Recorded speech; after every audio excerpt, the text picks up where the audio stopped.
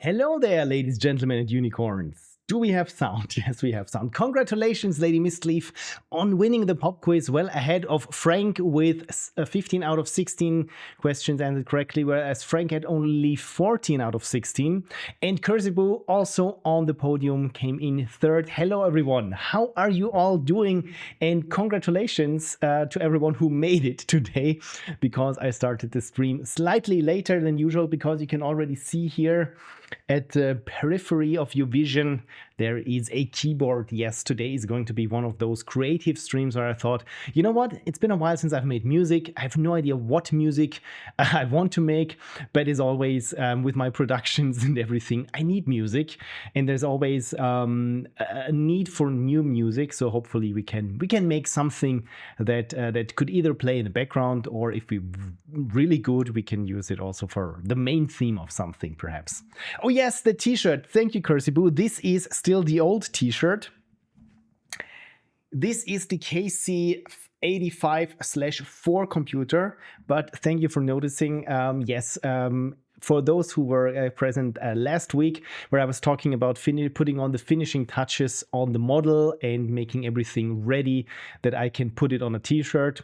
Yes, it's done. It is done. And everything has been found the right channels. So I updated the shop.pixelprophecy.com. There, I've said it. Where for the very, very niche, inside the niche audience that might be interested in Eastern German 8-bit computers, and they love them so much that they consider buying it on a t-shirt or on a poster, because yes, I also made a poster of it, which I can show you later on. So yeah, it's going to be a very creative stream, because I've had, as some of you know, I had this week off from work, which meant that I'm super exhausted from all the other things that I usually do when I'm that I cannot do when I'm at work, and then that I finally thought that I would catch up. And one thing of the things that I thought I catch up is I had this notification last week that I had I received an official document from the government, and I thought, when it's time, when I have the nerve to look at it. Well, I looked at it, and there are criminal proceedings going on against me. Sounds much harsher than it is, because with the YouTube channel, as some of you know, I registered the YouTube channel at the National Broadcasting Supervision Agency. I don't know how it is called in English. Anyway, and the thing is, they did some research, and turns out I registered, or I announced or made public that I'm producing videos and I'm acting as some sort of not really a broadcaster. There's all different kinds of legal definitions, but since I'm putting stuff on YouTube and have an audience that is not negligible, so apparently 10,000 subscribers something, and they did some digging, and when I announced or I registered my media offerings early this year, this was because I didn't really learn of it until then, that you had to do this, and I thought, oh dear, I probably should do this then, and so I did, and they did some digging and said, it's been going on for a while, right? So at least from what they could trace back, I've reached a substantial amount of subscribers earlier, or perhaps or at the latest, that's the phrasing, at the latest of June 2024. So essentially, I registered. I did not register it in time, and I have now 2 weeks for my statement, but looks like I'm going to be fined for this. I hope it's not going to be a lot, because I don't make a lot of money from this. A little bit, thanks to all of you supporters. But if it's in the thousands of euros, oh God, I don't know what I should be doing. But yeah, it's just something where, as we say in German, where my heart dropped into my pants when you read something that is super shocking. Because if you get an official court document saying something that, you did not do certain things and that you should have done, and so on. So the good thing is, at least now I'm aware of it, and I already drafted a mea culpa letter and said, I know it's not knowing something doesn't protect you from the punishment, but still I wasn't aware of it, and until when I was aware of it, I acted accordingly. So please make this not as punishable or punishing to me. Anyway, venereal disease is also here. Hello. Thank you for dropping by.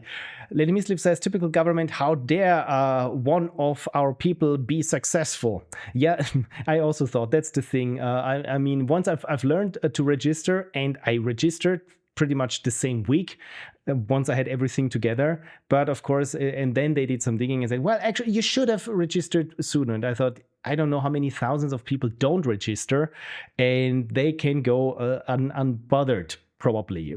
And they will probably respond that, of course, unless someone reports them, which of course I'm not going to do, but still it feels like you did everything right, and still they are a little bit pedantic about it. But anyway, that's hopefully, I mean, I will keep you up to date. If it's something substantial, maybe I should run a GoFundMe or something.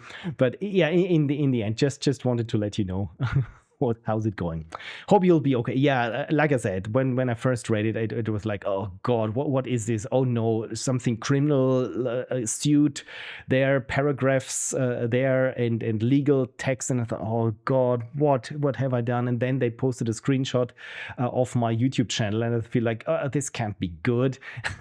I don't know. It's a weird feeling when some government sends you a letter and it has a screenshot of your YouTube channel, where all your funny faces from the thumbnails look at you, and you feel like, oh dear. I don't know, it's weird. Yeah, this is so stupid. Yeah, it's bureaucracy. This so many things, especially with Austria, we love our bureaucracy almost as much as the Germans. But in Austria, it dates back, I think, even to the 1800s. And this was also when some of you might know of the author Franz Kafka, who is famous for writing in the late 1800s, early 20th century about bureaucracy. And there is this one book or short story of him. I don't know the English title. Is it called The Proceedings or The Judgment or something? Essentially, it's the story of some person who gets arrested, and they ask what I'm getting arrested for. They say, well, don't get ahead of yourself. And they get detained, and then they're in front of the judge, and they never learn why they were arrested or what actually is what they're being accused of. So it feels a little bit, so if someone says it's Kafkaesque, it feels a little bit like this, so that you don't even know what's going on. And the thing is, Kafka was, I think, also in this Austrian empire in the late 1800s, early 20th century. So this is where this still, we still feel some of the repercussions of this nowadays. Tutvari is here. Good evening, guys. Good evening, Tutvari. Thank you for dropping by. Commander Stitch says, you have a great mood for something so spooky. Glad you're getting it worked out. Building my Christmas computer. Oh, please tell us about your Christmas computer. Is it a Christmas tree shaped, or is it Windows 95 with all red and green and white? What's the word? A color scheme. This would be fun. Yeah, and since I'm streaming and I've had a couple of hours to process this thing, they also asked in the Austrian streamers section there on the Discord, because now I'm part of their network, for advice, and they said, yeah, just don't sweat it. Maybe call them and ask what the actual thing is. And you can there are even certain days where you can call local courts and just get legal advice. And even should you need a lawyer or something, I think the first hour or the first appointment is usually free, where you just feel each other out and see what the actual thing is or what they can do. So there are things that you could do. So hopefully from my research is hopefully since I said, yeah, mea culpa, I'm sorry that I did this. I'm not even trying to sugarcoat or obfuscate anything. It's just that I didn't learn of it sooner. And yeah, how much do I have to pay? And please keep it low. Barrier to entry for small creators is no fun, says Cursey Boo.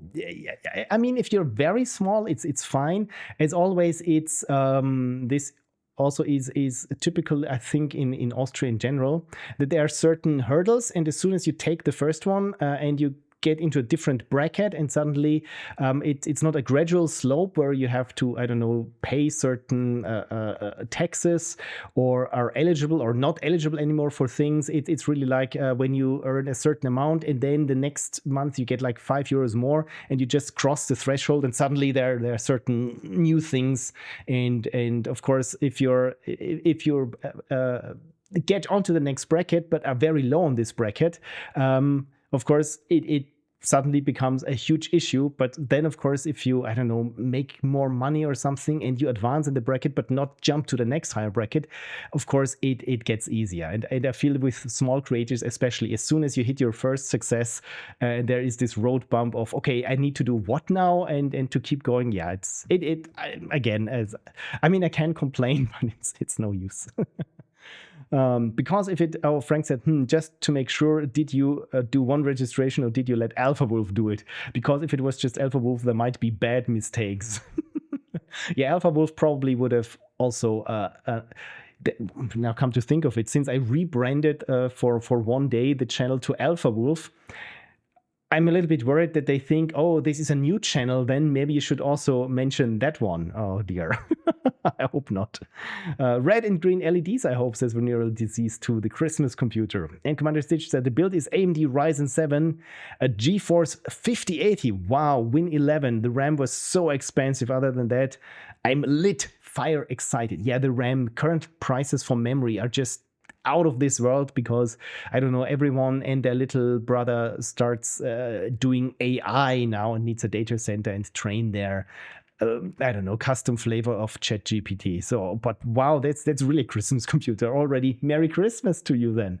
That sounds very nice. What are you going to use it for? Game dev, perhaps, or maybe just playing some games? Text brackets basic, exactly. Yeah, that's, and I feel in Austria we have many things where this bracketing happens, and again on different levels. So it's like the fractal of brackets that you have to steer and maneuver. Hopefully you get the computer soon, says Lady Mistleaf, and I hope so too. I mean, you still got some time till Christmas. And Lady Mistleaf said, if they think Alpha Wolf is a new channel, you just need to tell them to watch the video saying it was an elaborate April's Fool's. Yeah, this is the thing. Of course, since it's everything can be legally. There are legal procedures, of course. You're free to make a statement, and then you have to present the evidence, and then you have to argue why this evidence is admissible. And in that case, it would be, yeah, this. I said it was an April Fool's joke. Exhibit A, me saying it was an April Fool's joke. Yeah. Dear. Commander says the OpenAI company bought 50% of the entire market. My God, this is really. I'm waiting now for this freaking bubble to burst every week now, because it feels like, I mean, if you do the math, and it's not that hard to do it, how much money have they sunk into betting everything on AI? And how much money, I mean, they're investors. They're giving them money because they want to see returns. But if everyone on the planet has a subscription for ChatGPT, I don't think they would even make their investment return somehow. And it's not just them, of course. It's also Microsoft and Nvidia, and everyone is granting each other loans to build the data center. And yeah, once the money starts rolling in, we can pay our loans back. And it feels like the mortgage bubble, just stupider and on a much bigger level. What I've read was just a couple of weeks back that the gross, what was it, the gross income, the GDP of the United States, if you take out AI, it's essentially flat. There is just nothing happen. Everything is balanced on that AI becomes the next, I don't know, water, essentially. So everyone needs it, and everyone is willing to pay for it. And I don't think this is going to happen. So this is my layman's view of the market. It's crazy. And of course, Nvidia is profiteering of it quite well, because everyone needs their chips for training. And as we've seen, with things suddenly getting more expensive than cheaper. I mean, with memory, why is it getting more expensive now? The same thing is with gaming consoles. I think this was the first time since gaming consoles existed that they just started getting more expensive than cheaper, right? It's weird. So hopefully something crashes hard. Commander Stitch says, I'm building it right now while watching this stream on my phone. Oh, this is nice. So hopefully you don't slip with your screwdriver, because this is sometimes what happened when I was a bit too distracted. But yeah, upcoming video on building my new PC, which, like I said, once the video is done at some point, it's going to be my old PC. But yeah, I want to focus now on making more post-mortems of anything game dev before finishing the computer building stream, because it's not a stream, it's a video, but I think having some game dev is more important or more interesting to people than just some dude building their computer and having a horrible time with it. DC says, do you guys get yourself gifts for Christmas, or is it just me justifying spending money? Of course, I mean, everything leading up like 3 months to Christmas is an early Christmas present for yourself. The good thing is you can do this multiple times. I've given myself a couple of Christmas presents this week. For example, I had an LJ latte. LG is I'm not talking about LG, the letters, but it's more like the green things that swim in the ocean. And those are blue. I don't think they're called, I think spirulina. I'm not sure if this translates to English, but anyway, it's a latte. It's hot warm milk, slightly weird taste, and it's blue. It's good because it's blue. And this was my Christmas present. And I think I bought something else. See, I don't even know what my presents are, but yeah, apart from that, usually it's the most the most effort you spend on yourself for the Christmas presents, so that no one else has to. Because my parents asked me, hey, what do you want for Christmas? We have no idea. And I said, don't worry, I got everything that I need. No, you don't need to give me anything, because yeah, since we're children with adult bodies, we just make sure that our Christmas happens for ourselves mostly. Exhibit A should be the footage of Alpha Wolf reviewing that knife, says Frank. Yeah, this person cannot be trusted. Look at him. It's a he's yeah, he's an idiot. Commander Stitch says, well, if they are going into the visualization of AI, graphics are also going to go up. Oh dear. Yeah, AI is overhyped in many ways, useful in others. Yeah, that's the thing. It feels like, I think I've mentioned this, like what was happening in the 60s, in the 50s, when the entirety of the US went nuclear, because nuclear power is the future, and we have nuclear powered cars and flying submarines and nuclear powered, I don't know, toasters and blenders, and yeah, this just times 10. Kirsty says, AI bubble bursting will be a wild time the longer it takes. Yeah, it's like everyone is cranking the Jack in the Box crank, and they've been cranking it for much too long now. And at any moment, it feels like at any moment that the Jacks comes out of the box and give everyone a big shock and terror. Lane Misleaf says, it's going to be nuts when that bubble pops. Hope I don't lose my job when it happens, as it will likely ripple across most markets. Yeah, that is the worrying thing. If it was only the AI bros and NFT hackers and what have you, if it only would affect them. But this is the thing, because this has grown like a tumor, and it's like has its ugly fangs and tentacles pretty much everywhere. And that is the thing, because it's like it's the foundation, it has been undermined by this. And when things start topple over, it's going to get pretty ugly. And as always, I feel like I might be at this point already a little bit what's the word, cynical, but I think, of course, the tech bros, they will be fine. We will see the repercussions of this entire thing failing, probably somewhere in the social sector, where it's, yeah, we need to bail out those big companies, and we got to have, the money needs to come from somewhere. And yeah, this is my biggest fear. The best case scenario is everything just crumbles, and we build something new, something better from the ashes. So yeah, this is your uplifting message from your pal Pixel Prophecy. He has no idea about economy and that, but it's just a gut feeling. So yeah, viewer discretion is advised. What do you want for Christmas? A mortgage payment. And yes, blue spirulina, that's what it's called. Yes. Nuclear powered cars are mild, says Frank. Yeah, that's.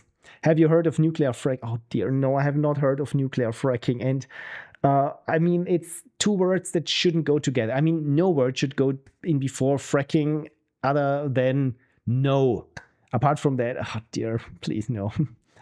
Arnold Schwarzenegger, it's not a tumor. Kersey, thank you for reminding me, Unicorn. I have nothing to drink. You know what? I'll be back. I can finally take the intermission button. I can push it again, and I'll be back in half a minute with a fresh glass of water. Thank you for reminding me.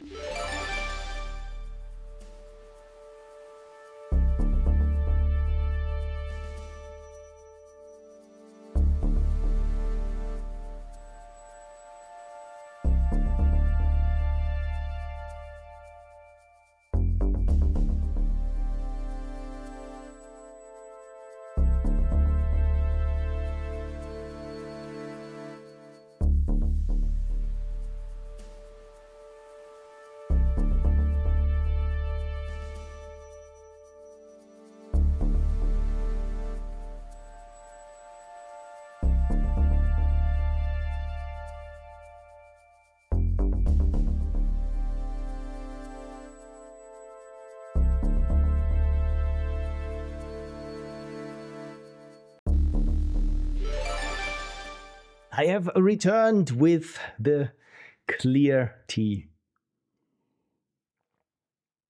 There we go. Thank you, Kirsty, for reminding me to stay hydrated. Oh, Frank found something for my playlist. Is it nuclear fracking? Nuclear fracking repeatedly, nuking yourself for commercial reasons. Just beautiful. Oh, it's 1 hour long. Okay, I can watch this at work because it will be equally drab as work. Okay, now exaggerating. Work is not that horrible. Thank you, Frank. Water emergency solved. Yes. At least something that I can solve when it comes to problems. Talking about problem solving, I haven't been programming this entire week for the most part, which I'm very proud of because it was my week off and I know myself. And yeah, so this is why today is going to be a creative stream so that I don't lose myself in some new project that I'm never going to finish. So again, after this week, I will get back to existing projects, both video and game dev related, and finish something hopefully. Right, then another topic that I have is the stickers. As some of you are my patrons, right? Thank you so much for being my patrons. And I hope you've received some stickers from Patreon. The sad thing is I probably will discontinue this because sending out stickers, I mean, Patreon is charging me to send out the stickers, of course, and to produce the stickers. And I've looked at the numbers, and in the first 2 months, I think the first month I was negative with my Patreon income. And I was planning to send out regular stickers via Patreon because the fulfillment would be much easier. But of course, as when you start to doing the math of everything, you realize you're getting ripped off. Because of course you are in this economy. So this is why I probably will not continue the stickers and merch on Patreon, just because it's going to be very expensive. The only thing that Patreon advises me to do is, well, just make a new tier of 20 euros a month, 50 euros a month or something. And I don't want to hike up prices because everything is getting expensive and more expensive these days. And I don't want that to happen here with Pixel Prophecy. So the tiers as they currently are, they will stay. It's just that, yeah, I will discontinue the stickers. So I'm not saying that there won't be any stickers because I'm currently low-key feeling out how to do stickers myself somehow. How should I print them, or is there a print on demand service? Because as with Redbubble, as you know, I've I don't know how often I've bitched about Redbubble. Probably almost as much as I shit talk Adobe. So it's kind of on the same level. So, and also my Pixel Prophecy shop that is on Fourth Wall, which has slightly better conditions for me, which is good. But still, the cheapest is to have, I don't know, 100 sheets of stickers manufactured and then send them out and just have people pay for not $16 per sheet, but whatever it costs plus, I don't know, one euro margin on top and the shipping, of course. So again, this is probably what I'll be looking into. The downside of this, of course, is we had the topic of bureaucracy, right? So of course, I need to have a permission for this. I need to register as an online shop. I think I've talked about this in the past. So I need to find a way of not doing this entire thing, because again, I need to have a mandatory what's the word? Where you have membership. That's the word. Yeah, my brain is. A mandatory membership at some other function. For example, I'm now a member of the Chamber of Commerce, but it's for my video and post-production thing. Then I'm part of another I don't know, sub-department there because I'm an influencer, which means I'm an ad agency. And of course, then I would have to pay yearly for a third membership. So again, it's bureaucracy, and I want to see if I can find my way around it without it becoming illegal, what I'm be doing. So yeah, again, it's just something that I'm thinking about. And I think the best thing that I can do that works legally is I just send them out as gifts. So if you're a Patreon supporter of mine for a while, I can do another gift run as we've had with the Pixel Prophecy notepads. Ah, dear. Lady Misliff says, so weird, I would be sad if I didn't program all week. Yeah, that's, I thought, because with my programming, the thing is, when I'm in the zone and I'm programming, I forget to drink, I forget to eat, and especially I forget to sleep, because it's just this one thing. I just fix this bug and then go to bed. How long could it take? 20 minutes. It's like 3 hours later, and I mean, I sleep like 5, maybe 6 hours each day, which is not enough. And this is what's giving me these beautiful rings under my eyes. And I really have to sort these things out. And I thought during my vacation week that I get more sleep. I did a little, at least something, but because, yeah, programming is like this time sink where you just detach yourself completely from reality and all your bodily needs. And yeah, this is a problem when you want to catch up on sleep, especially before the holidays.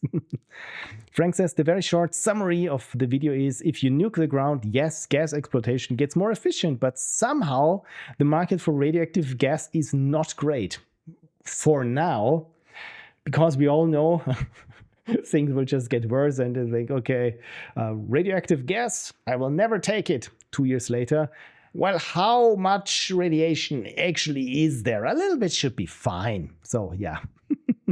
And yes, of course they tried it for real. Of course they did. It feels like jackass, just on a much economic, more hurtful scale, dear.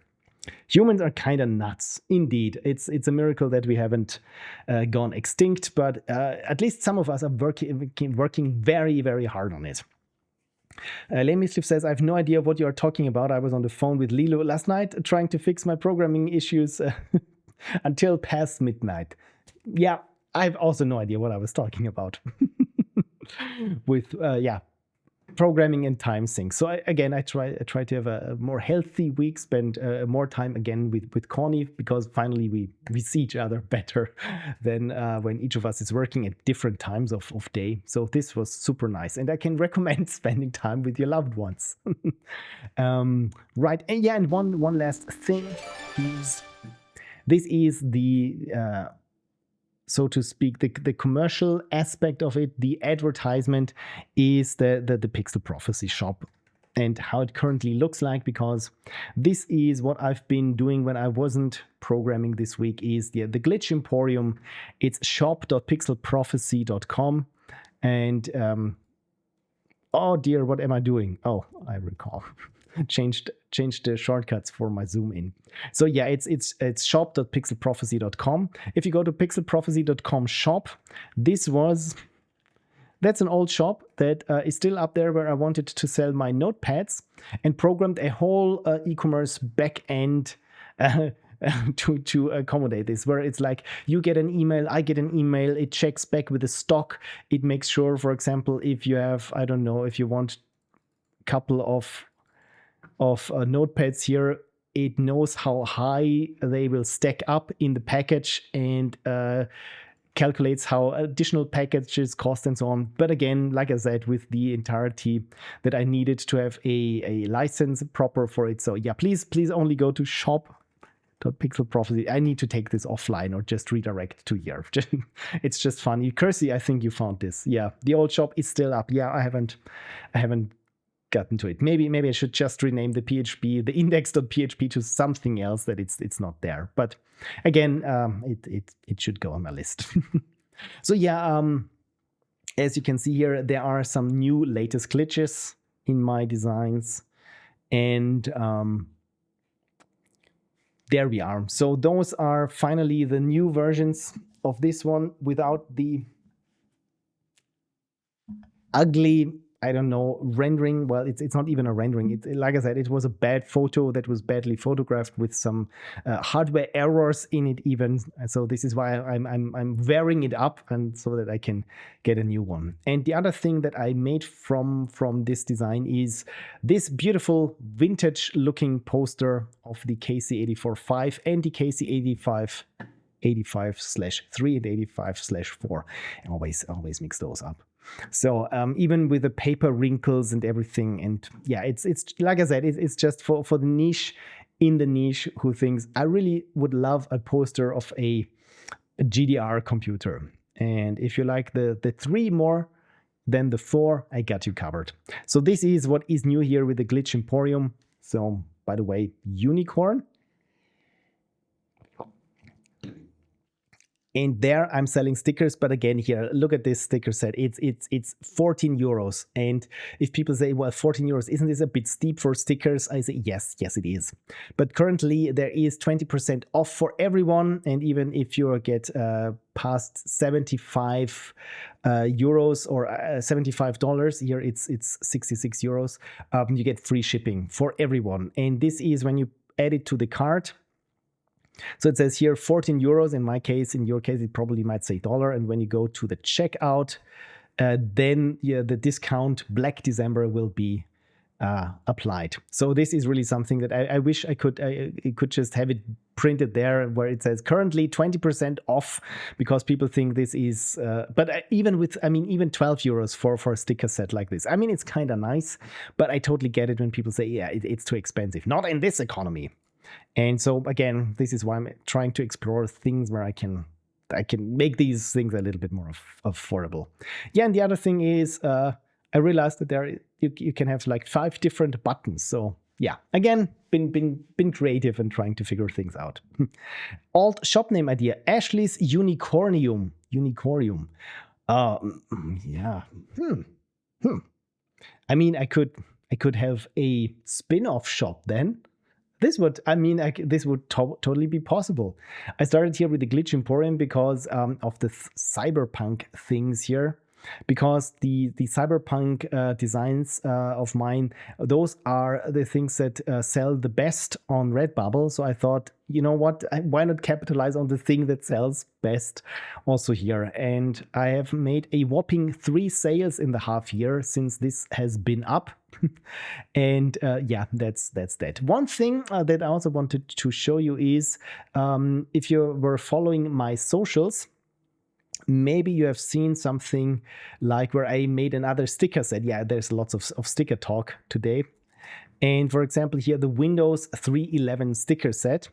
And also following this one is the Windows 95 sticker set, which looks like this. And I also had it on my store for 2, 3, 4 days, until, of course, someone mentioned on Mastodon, and they said, isn't this copyrighted? Isn't this trademarked? Because for sure, the Windows logo should be a trademark, and especially here the Start button is a trademark. That's pretty ballsy of you, and I realized, damn, I've never given it that much thought. So yeah, in my week of litigation, I thought, you know what, maybe I should take this offline. So again, in that case, those are just proofs of concept of how a sticker set could look like. But of course, it's only for personal consumption and should never be sold by anyone. Still, I installed a completely fresh Windows 95 in a virtual machine, took lots of screenshots, and yeah, spent a night on this. Anyway, at least they weren't Nintendo stickers. That is the thing. Talking about Nintendo, you know what? Nintendo is very good at exploiting the nostalgia for their brand. Because as we've seen last week when I was here with my Yoshi cup, and I think I probably have something Nintendo back here in my shelf somewhere, because I'm sure I have at least one Yoshi plushie in this house as well. If Microsoft did the same thing, like here is a sticker set of Windows 95 icons. I think as much as I despise Microsoft, still using their software, of course, it would be something where I thought, you know what, I hate them, but this is kind of cool. But yeah, anyway, some people have to do this. And others have to sue them for it. Frank says, I'll be slowly migrating to lurk mode now. All good, Frank. Thank you so much. Hopefully you're not missing anything from the lurk mode. But if you want to jump in at any time, we're ready. And Kirsty says, it's just fan art, right? Sometimes I write fan fiction of Windows, whereas I start it and everything works and it's super performant. Aha. Lady Miscliff says, at this point, I just dislike Microsoft. Despise its despise is reserved. Oh, despise is reserved for Nintendo and certain politicians. Oh, you just dislike Microsoft. It's the thing with Microsoft. I mean, was I ever a fan of Microsoft? And I think it was back in the school days when it was like Mac or Microsoft. It's the good old Xbox versus PlayStation, or as I recall it, Sega versus Nintendo. It was kind of this thing. And so I think my favorite, I've said this multiple times, my favorite operating system was Windows 2000 64-bit. This was, it felt the sleekest. It felt like there was no bloat everywhere. It was, things just worked with it. Even networking over FireWire cables. It didn't work stellar, but it worked.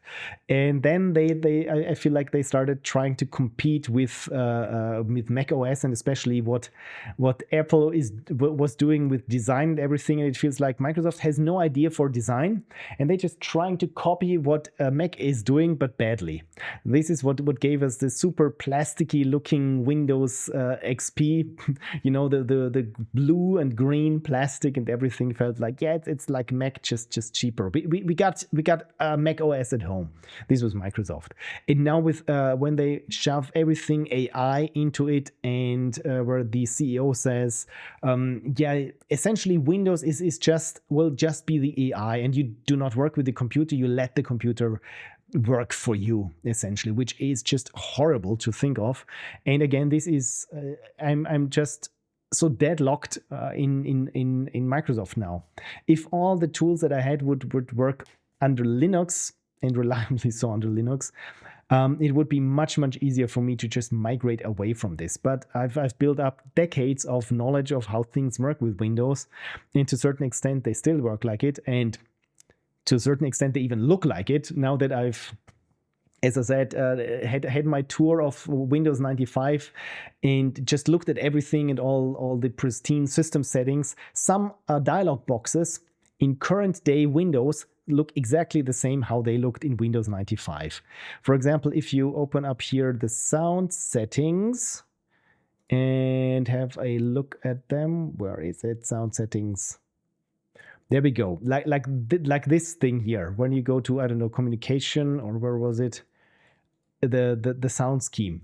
This essentially looks the same as it did in 95. So they're not even, I feel like there are so many competing different project groups within Microsoft who don't know what the other is doing, and everyone is just working that their product, I don't know, makes a line go up somewhere. And it's the same thing now is with AI everything, where everyone has to prove that, yeah, the customer AI acquisition has gone through the roof because they just keep shoving it everywhere and making sure that it's super hard to turn off. And of course, then you can say, well, our users are using AI, so of course this is the next big thing.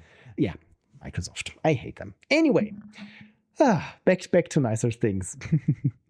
I hate that Notepad has Copilot. Oh, yeah, Notepad. At first, when I opened up, when I installed the pristine Windows 11 and just wanted to write something, Notepad opened up and it had this little crappy icon. I think, what are you doing here? I don't want to chat with my text file. Just fuck right off. And yeah, Notepad++ is my number one. It's one of my most favorite pieces of software, Notepad++, because the cool thing about it is, as you can see here, you can do your own styles. And the best thing about doing your own styles is, of course, no one stops you from coming up with your own markup. Let's say, hello world. And I say it's fill text.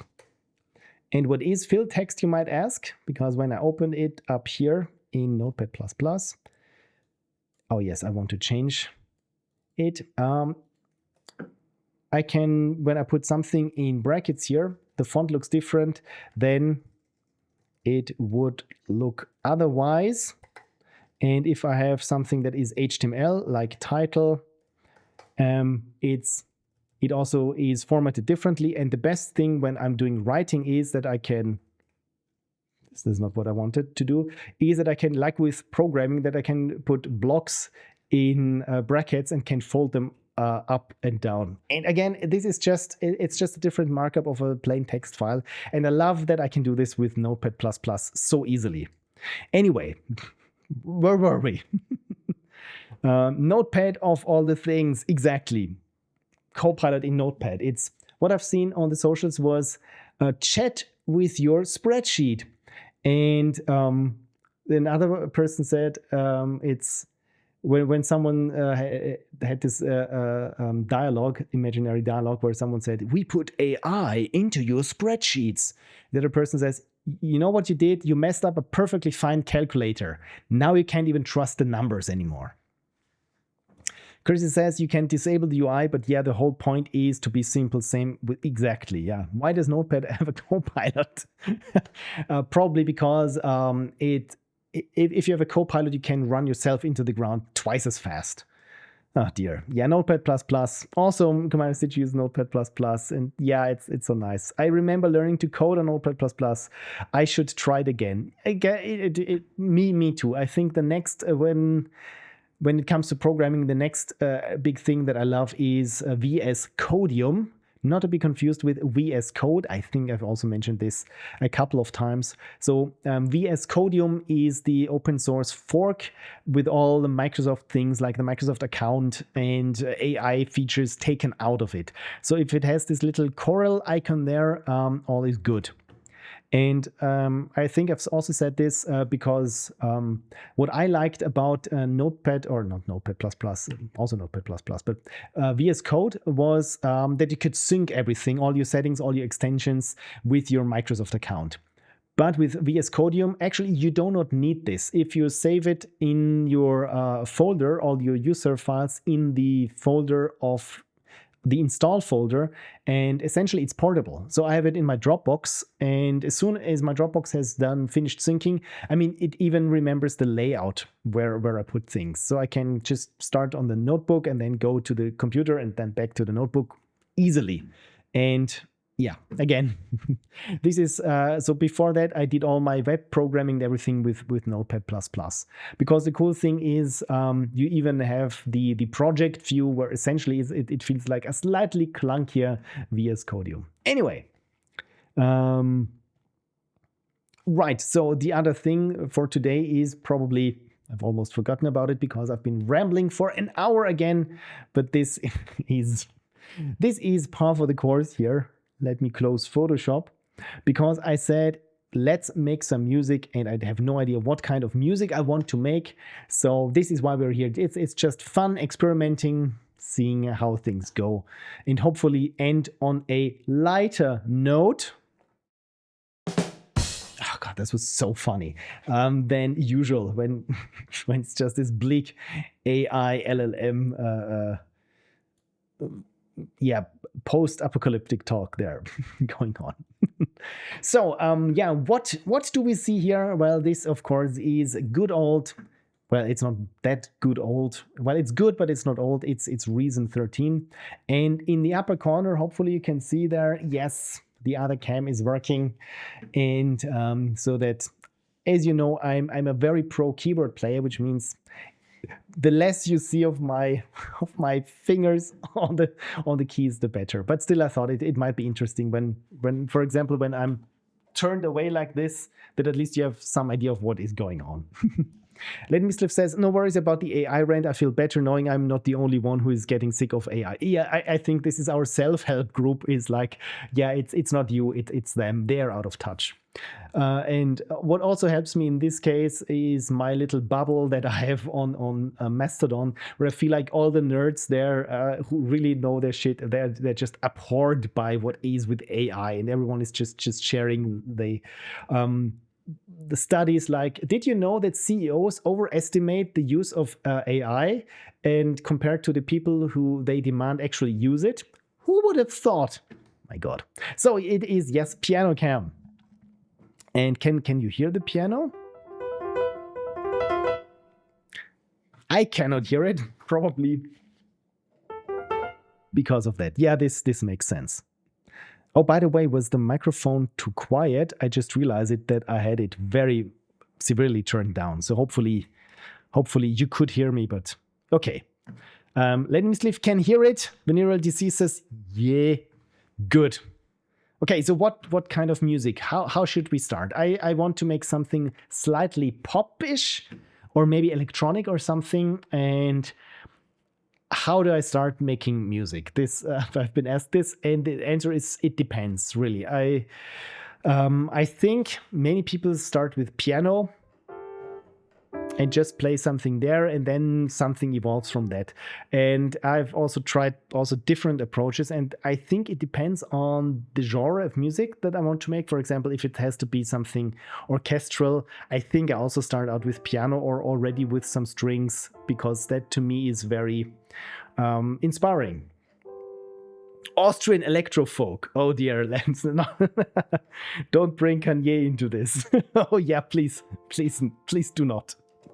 And for something that might be a little bit more, I don't know, beat driven, of course, it's good to start either with the beat or the bass. And I feel like maybe if you can come up with a bass line and then can expand from there. So I got my instruments. I got a whole lot of instruments. Should I make this? Should I make? I mean, I can. Sorry, I can zoom in on occasion when I'm looking at things in detail so that you can follow along. I just realized everything now is set up in 4K, and there's the piano cam on top. So if something is hard to see, please let me know. So okay, as for the beat or as for the bass. The cool thing is there we got the monotone bass synthesizer, which essentially is, let me bring up the rack, which is this thing here, which essentially is an analog synthesizer just with more bells and whistles. So if you know the good old Roland 303, it's a little bit like this, but much easier to tweak, and it feels like it sits somewhere between a Roland Juno and a 303. So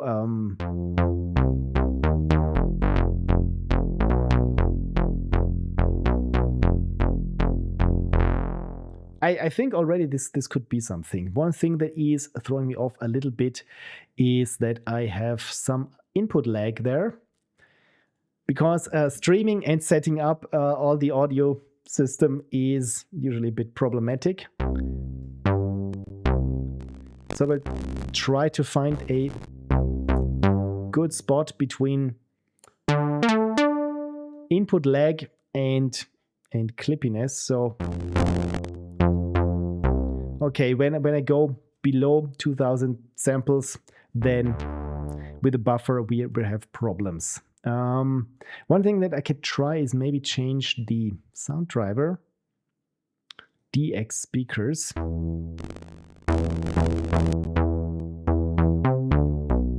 Feels pretty much the same.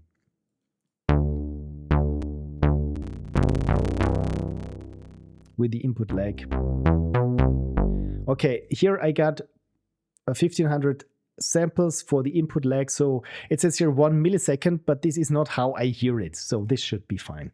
Okay, Lady Misleaf says, time for me to go wake up the hubby, have fun, and you too have a wonderful week, Lady Misleaf, and thank you for always dropping in before you have to wake up the hubby.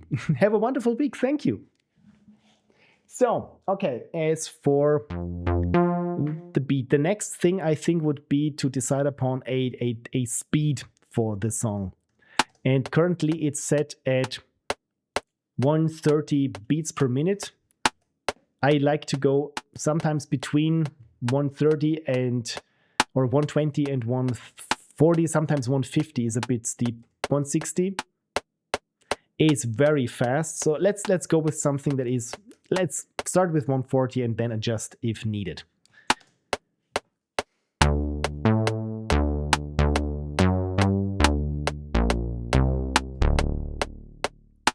And as many of you know, my favorite signature is D minor, and maybe I should try to do something that is not as expected of me as usual.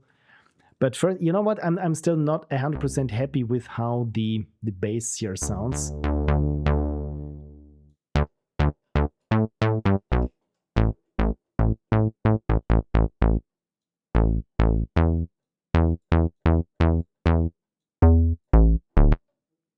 Oh, well, the sawtooth was kind of nice.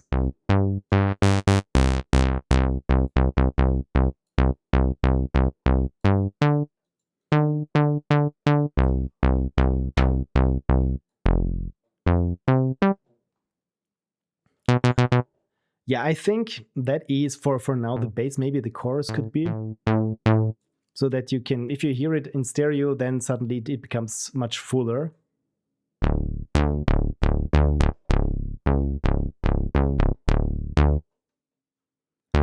I kind of like this. How about the delay? Yeah, as for the delay, I'm not so sure. Maybe we need it later. So let's say for this.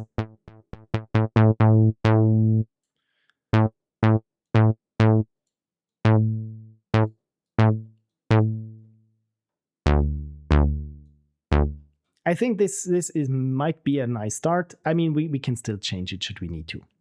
So hardest part is just starting, right?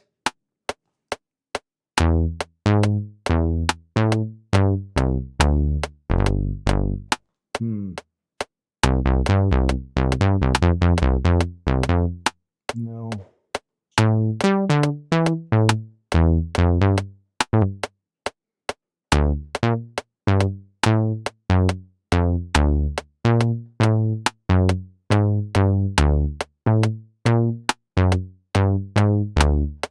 That's maybe a little bit too scattered. Brings it a little bit closer in. Maybe even that the microphone doesn't break. Sorry, I need to fix the mic now. What happened here?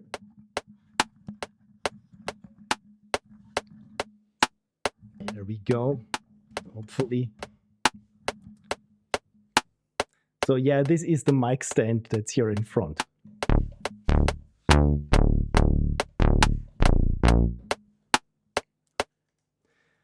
You know what? Maybe I'm having such a hard time now with the bass. Maybe let's try to find a melody or some chords to base the entire thing off. And for this, again, we got here a lot of different instruments. And one thing is, for example, the Europa shape-shifting synthesizer. I like this one a lot because it has it gives off this very grand feeling of big synths, so to speak. If it were an orchestra that was made up just of synthesizers, I would find everything that I need here with a Europa. So let's go with a pad.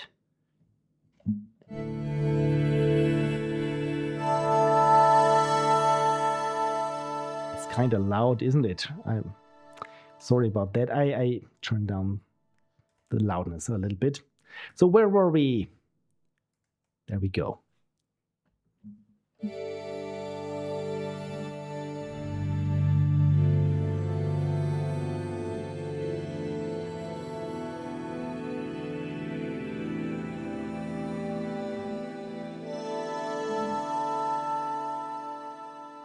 Bastard, what's this? Makes sense. So usually I start out with some presets, and then when I get further along with the song, I'm much more, I know much more in what direction I want to take it, and then I change the presets. But I just need to start with a preset that inspires me. And there are a lot of things. C3PO, what's this?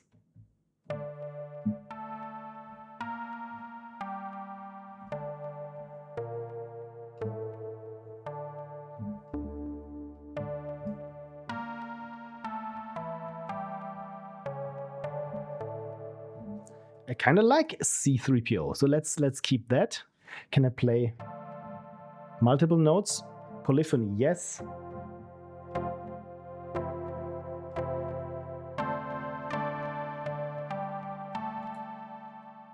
You know what? Let's try it. I'm going to improvise just something now.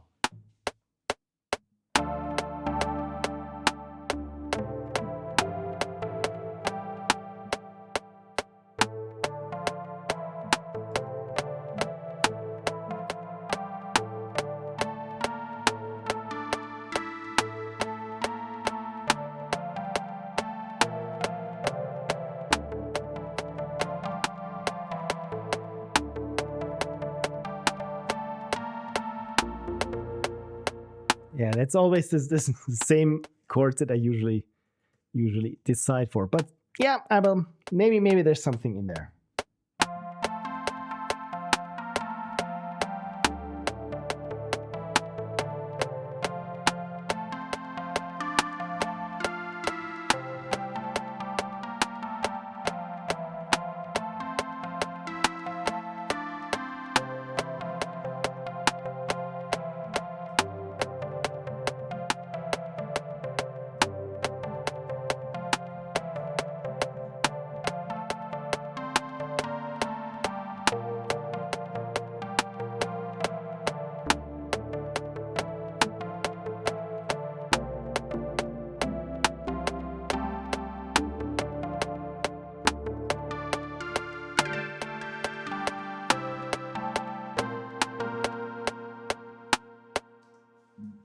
I think we're onto something.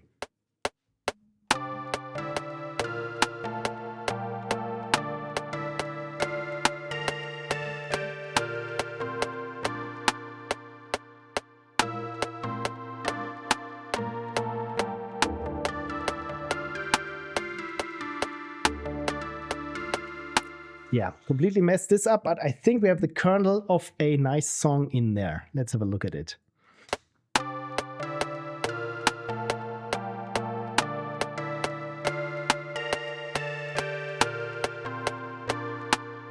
Yeah, I think that's it. Let's clean it up some more. So we can see here the things don't really, those are the individual notes. And they don't align too well there with the grid because, of course, I'm having slight input lag, which is throwing me off. But the cool thing is we can quantize it, and then it should sit where it needs to sit. And the first note is here, is a, I think that's a C. And also this, let's make this also a C. And bring this down. I need to change here the resolution that I'm snapping to. So the grid should be 1/16. Otherwise, the notes only snap at the other grid resolution that I have. So I want to, yeah, bring this down here. Same thing for those.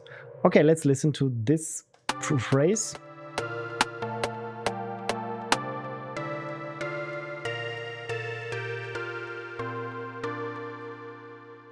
Or was it nicer when it was up here?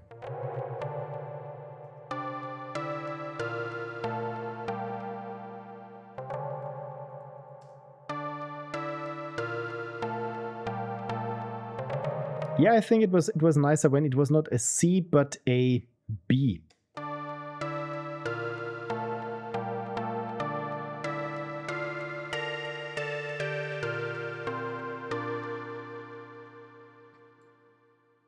And I need to quantize this as well. And I think we can take this here as our first, I would say, phrase or loop, and then just loop this a couple of times and see what we can make of this. Oh, maybe I should save it for now. Maybe I should save it. I have no idea what to call it. So it's going to be called 2_ version 1, that I can replace it later. So music is progressing in the sense that we have something to work with.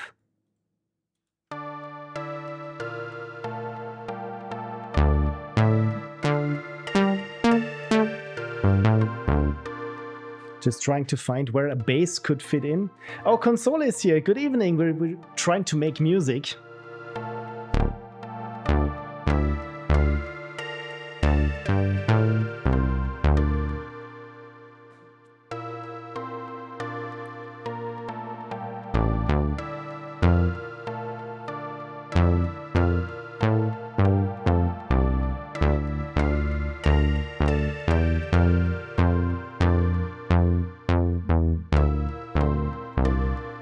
Trying to find where I need to set the bass. Maybe the bass is wrong. Maybe instead of before starting with the bass, maybe we can have some polyphony going. And for polyphony, let's go with something that is again somewhat airy. We have even here some sampled instruments The dual layer synthesizer. You know what? Instead of going the synth approach, I will go the sample-based approach. And I have here, where is it? The Spitfire Audio Labs. Let's insert it here, because they have some very nice and organic sounding presets. And I think this could work very well with what we have so far. So let me just find it. It is here. Log in, dear. My session has expired. Well, of course it has. Why is this? I hate it so much. Why do I have to log into every fucking thing nowadays? Labs, I hope. Oh, yes. Thankfully, I still have my credentials ready. Anyway. I mean, I would be very pissed if I've bought anything, but the good thing is they offer a lot of their lab thingy for free. But then again, when you're in the flow of making music, I don't want to wait for this where it needs to load. So please log in to drop that bass. It feels like this. Exactly, console. So download it only. Just show me what I have here in my grid. It can't be that hard. Just make a list of what I have downloaded. I have downloaded a lot. Why is this taking so long? Commander Stitch says, I use Spitfire. Enjoyed. Okay, thank you then. I hope you regularly log in. But they have very cool instruments, I feel. So once they started loading, update available. Oh dear. Just show me what I already downloaded. Apparently it's percussion. But I have a lot more. I feel on the reloading and updates, blah. Yeah, this. I'm so old that I remember. Do you remember when you have your Nintendo and you just stick a cartridge in, you switch it on, and it works? Oh dear. Kirsty says, pay $5 DLC to unlock the black keys. Oh yeah, don't give them ideas. I recently started playing Ubisoft's Rocksmith 2014 again, and I thought, you know what? It's been a while since I've last played Rocksmith. Shouldn't there be a new version of Rocksmith out there? Yes, there is. It's called Rocksmith Plus. And it's the good old Ubisoft pay every month. And apparently certain features aren't as good as they were like 10 years ago. Or even the sound recognition does not work as well, I've heard. So yeah, I just looked at Rocksmith Plus's review scores on Steam, and it's just devastating. So I'm still using the old version, but I had to patch it myself so that it works because Ubisoft. And again, it feels like Ubisoft would play something like pay now the best value for $20 you can play 12,000 notes, and then you have to play again, or it's even 100,000 notes. So this is not working there. Labs. Let's switch you on or off. And I will delete labs now and try it again and see if we fare any better. Turns out, says Console, the plus was actually a minus. Right on. The C says every time something has the word plus or pro in it, you're about to get robbed. Exactly. It kind of feels like this. Indeed, yeah. Oh, you're fucking kidding me. Every time I have to log in again. Good thing I have my password manager open, but oh, now it's loading. So just from my email address. It's not even consistent with. This is not fun. I paid for this, well, almost. Okay, the percussion is there. And I even have here my managed subscription about content. Yeah, my content. Look at this. Here is my content. I downloaded this. Everything is already downloaded. And it's a lot that I have. So why? What do you have to load it? Just display it. Yeah. This is like watching Sisyphus trying to make music. Yeah, there we go. Oh, it's the plus. It's the lab plus. It feels a little bit like this. So here with my free tier, let's just look at the downloaded only and the free tier. Of course, the free tier is taking. Yeah, this is the music to roll rocks up a incline and have them roll back and study by. Finally, okay, here we are. Completely forgot what I was going for. So let's have a listen again.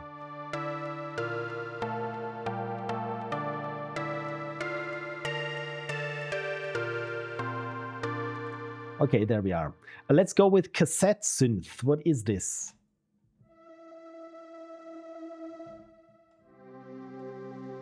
You know what? This could work. Kersey says, we must imagine Sisyphus subscribed to Boulder Plus. Indeed.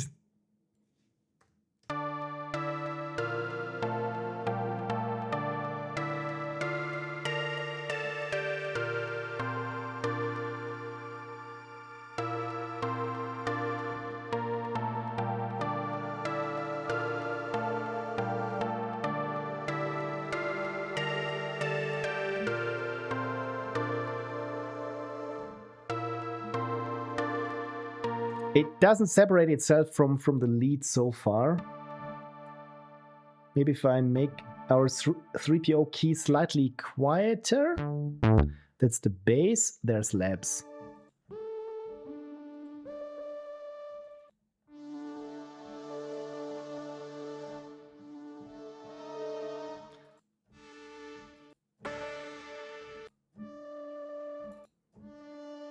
Apparently, the cassette synth is not doing it for me. What else do we have? The tape piano. Well, no. Harmonic flights, cello moods. Cello mood sounds nice.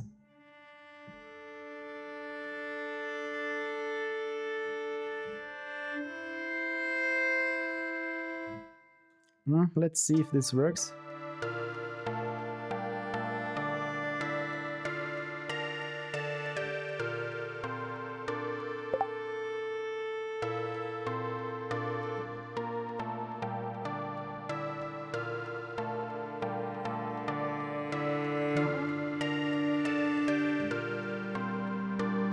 I kind of like it.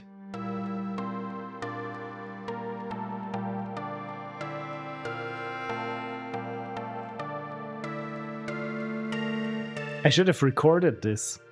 So let's make this 3PO slightly quieter, less loud, bring up the labs and record this.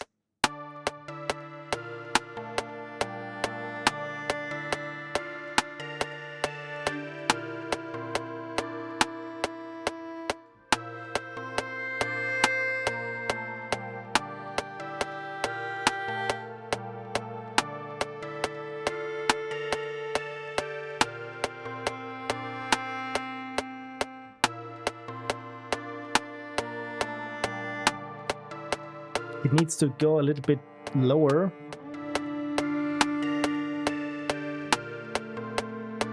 I think there we are. Oof. Yeah, I'm here in C, so maybe we should go with a D minor. Because again, I'm here in D minor.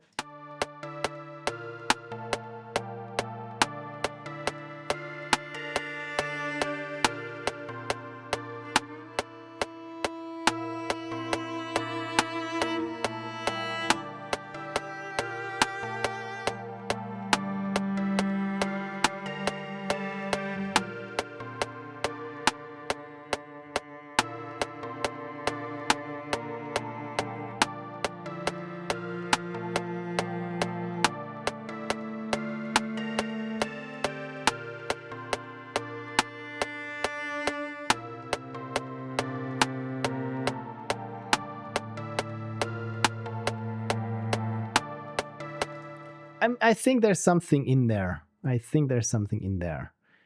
So let's chop this up and take out the good parts and throw away the bad parts.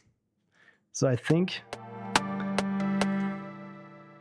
we can go with this a little bit quieter, and the keys, they have a slight to long delay, I think, after you tap the keys. So the decay is a little bit the release, essentially. That's what it is. So if I take it down, that it's not as long, I think this could benefit from it.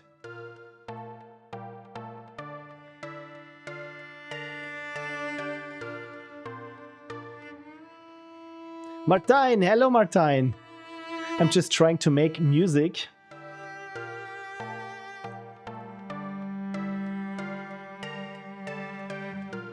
To be fair, that's a nice sticker. Which one? The Glitch Emporium? Our console is also here, of course. Yeah, we have half of the production team, almost, of the DOS Game Club. I wanted to say DOS Game Dev Club.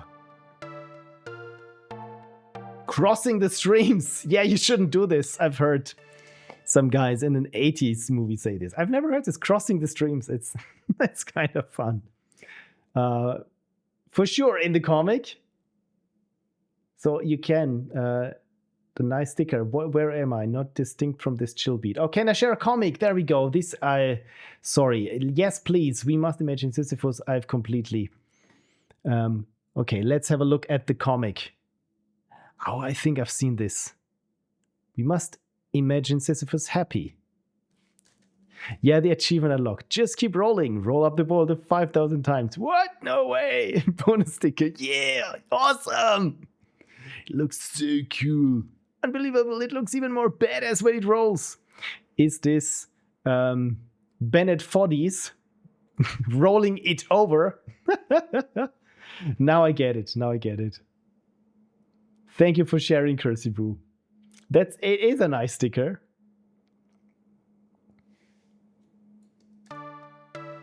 By the way, of course, Rocksmith does this where you have new inlays and new venues and new, I don't know, effects, skins unlocked. I've never really cared for this. But it's nice that they think I care. Okay, so should I try again something there with the bass to give it a bit of a, I don't know, interest? Well, the bass for one thing is too loud now.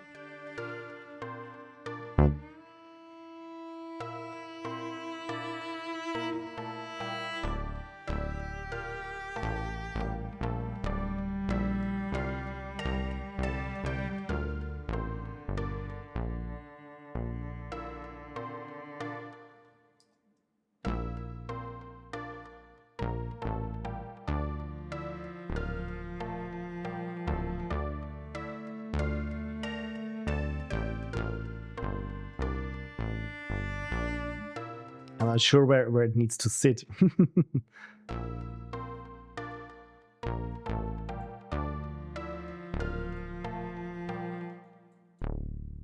bring this up here. Quantize it. So to get rid of all the humanness inside it, I quantize everything. Oh, Kersey likes the combo. Thank you. Me too.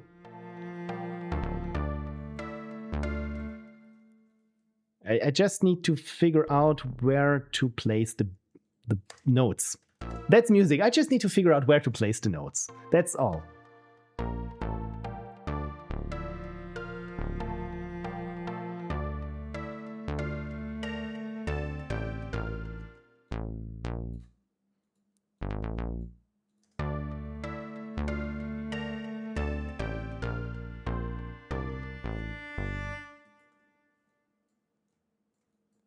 I think we're getting somewhere.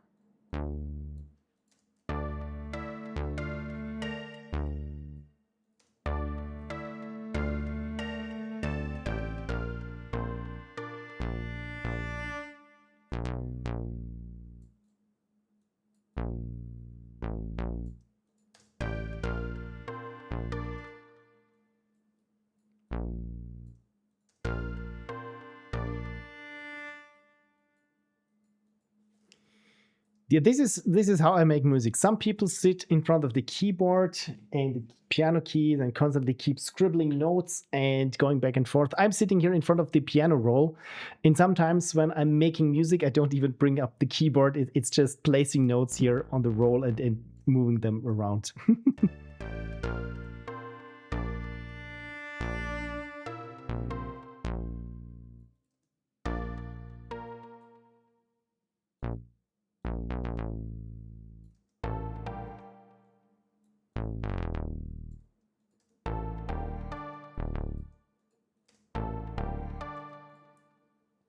Martijn digs this too. Thank you, Martijn. I'm glad it's a happy accident. This is again with music, at least with me and making music.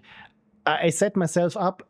It's a bit like what Stephen King wrote on writing is to get kissed by the muse. Well, first you have to show up for work. So this is why I have no idea what kind of music I want to make, but I'm sitting in front of the keyboard and I'm trying my best to just come up with something. And sometimes it works, other days it does not. And today it looks like we're onto something.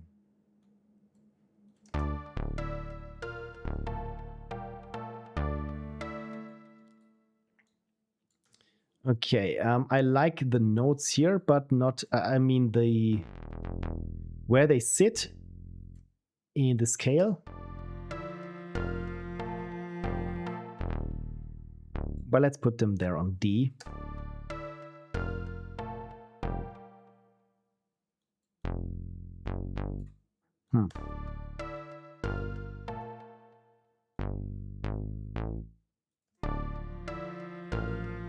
No. Martijn says, I like to play more, but more often than not, I end up entering all the notes by hand. I feel you so much. My problem is when I'm playing by hand, usually it's the same things that I keep playing. But then again, sometimes then I just transpose them by like 3 halftones and suddenly it sounds completely different and novel. This is what they teach in art school as well, that it's no use to wait around for inspiration and you just have to decide to go make something. Yeah, that is always the thing. One author also said, I can fix a broken page, but I cannot fix a blank page. It essentially, if you have just something, as we have now here, that where we say, okay, I'm deciding that, for example, here now the main line stays and everything else just needs to support it. I like this a lot.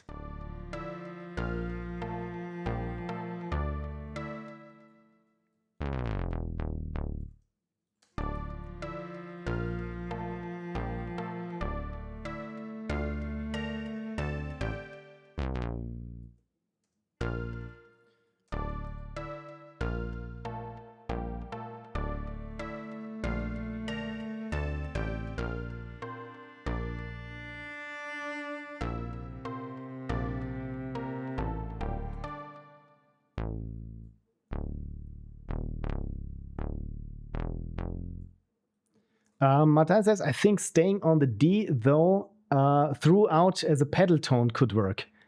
Pedal tone, you mean that we sustain the D entirely? So something like this, that I just pull it through? Oh, the thing is, it's the monotone bass synthesizer is monotone, so that as soon as one note stops, it triggers the other one again. Pedal tones means you just keep playing D while the chords change. Okay, see, with every stream I learn something. Thank you, Martijn. With music, everything is I'm just winging it, so I have no idea what a pedal tone is. So now I've learned it. Thank you so much. So essentially, I just play D minor throughout.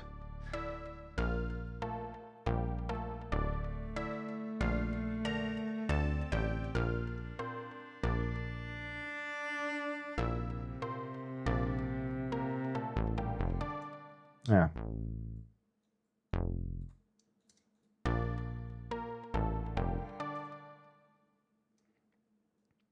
So it doesn't have to sustain, but you can just keep playing the same note in the bass for this, I think. I'd give it a try.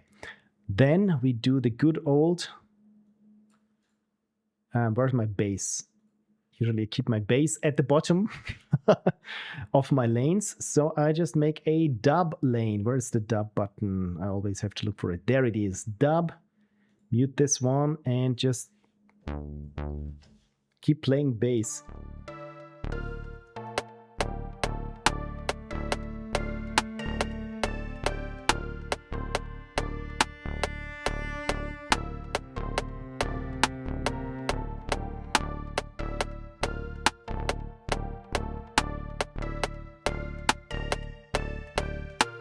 I think for the intro, this works very well. Thank you for suggesting it. This is nice. Quantize the human out of the equation. So that's what I want. Split it here. No, that's not split. That was delete. So sorry for working without zooming in so that you can, it's easier for you to follow around what I'm doing. So it's just putting this here in front.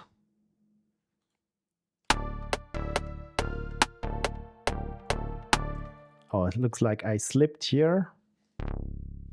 Not there, but there.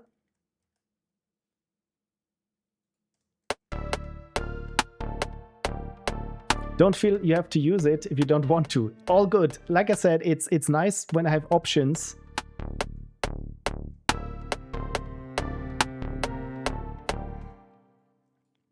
Let's bring it here in front of everything.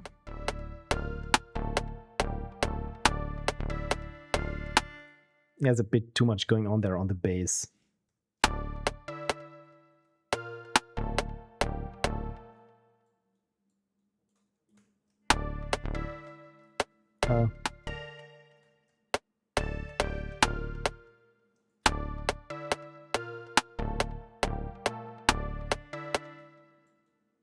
Let's make these notes a bit longer so that they sustain a bit.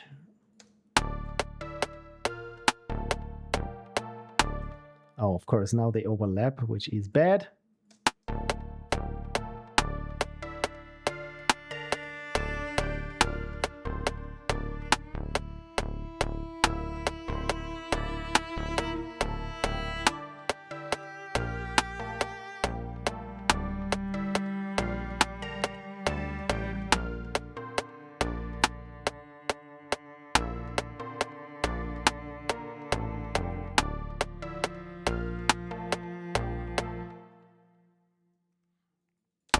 Maybe we can even have the bass part slightly changed with the second time, but for now, I think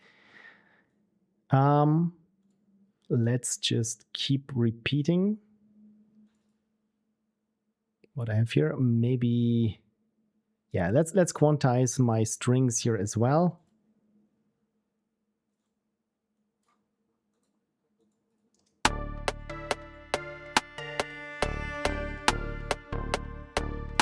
So I just copy everything and repeat it so that it's easier for me to play over it and just mess around with other instruments, hopefully to fall into place somewhere. So yeah, as for other instruments, what should we go with? Something electronic, something... I mean, since the strings are already a little bit airy and give us some more... atmosphere, I think maybe we can double down on this. What to choose? We can have some world instruments, or since we got labs, or we're logged into labs, then why not make another one? If I have to log in again, I will just kill this thing. I don't have to load it, but it's still, I just have to wait for it to load. So did I say I don't have to load it, but I have to wait for it to load? Yeah, it's a load of gibberish. So where is my free tier and the synth? I hear my computer cranking up the fans for no reason at all, other than that every time apparently I open up labs, it has to look into the folder where it already knows that everything is. God, I hate this so much. I used to enjoy labs quite a lot and I praised it, I think even on stream, but I think I have to redact my praise now going back, because I cannot praise whatever is happening here. If you're making music, I think as the most important thing is that you stay in the flow when you want to try things out and experiment, and you do not want to wait for your instrument to boot. There we go. So... Good. What else is airy that maybe that gives us some texture? Astral forms. Breathy mist. Yeah, that's...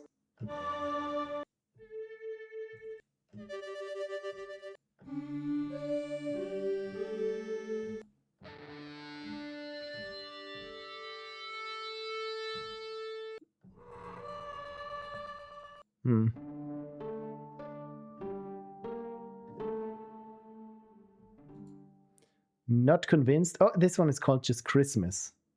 LA Atmos.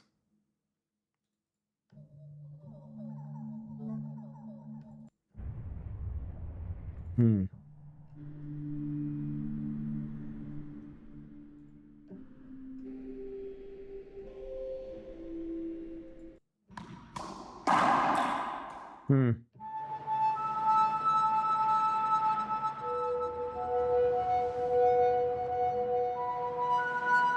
That's more when you're making an indie exploration game that I would use it for. Siren, this doesn't sound pleasant. But it kinda is, actually.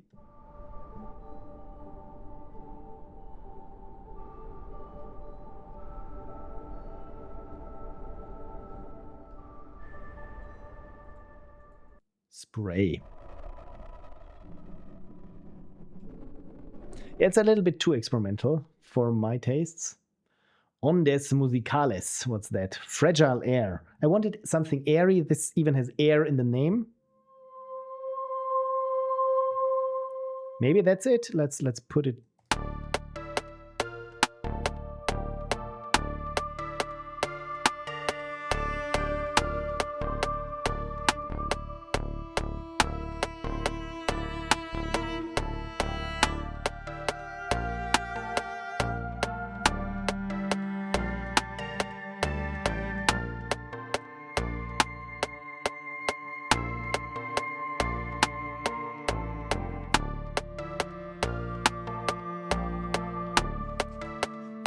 I kind of like it, but now I think it's too much. I've layered too much on this cake, and I mean, for now, since I'm just collecting things and layers that could work out, so I just call this here air, and this is my mixer, by the way. Maybe just bring up there some reverb on it.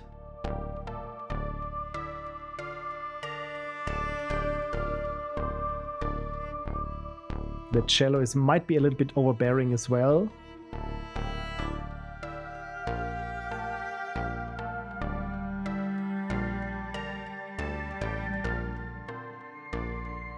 I think something here with the bass is slightly fumbling. I'm not sure what it is.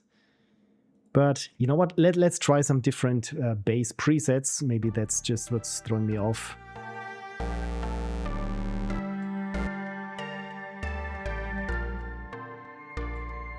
Berlin School.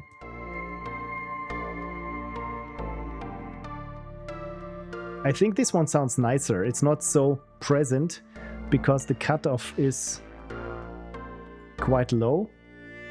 Yeah, I think it was the bass.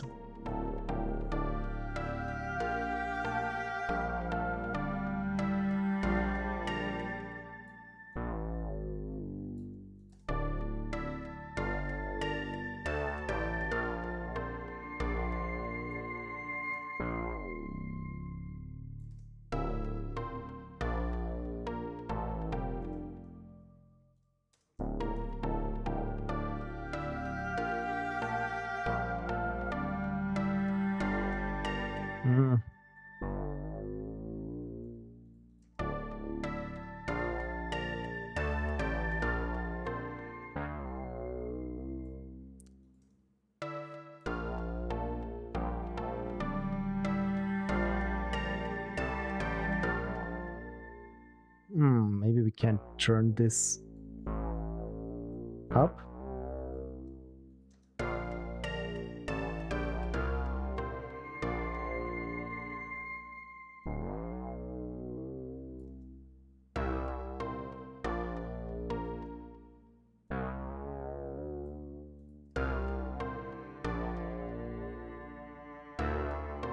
No. It's really just moving things inside the scale, maybe trying some notes outside of the scale just to see how it behaves.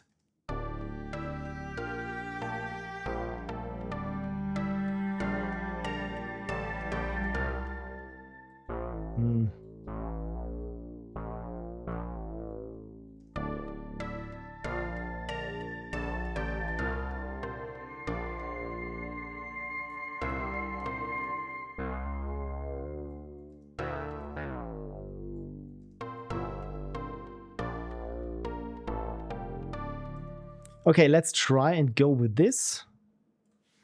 And I think it's time now that we look into percussion. So I want to layer percussion because it's always more interesting if you have different drum sets or drum loops playing, but with different gated, or not so much gated, with different emphasized frequencies. So for example, I will drop here now the good old Dr. Rex player. So the Dr. Rex is just a loop player. So when I play something, when I run it here, it's just looping something, and I can select which of the presets in this loop I want running. And with the next pattern change, it changes that one as well.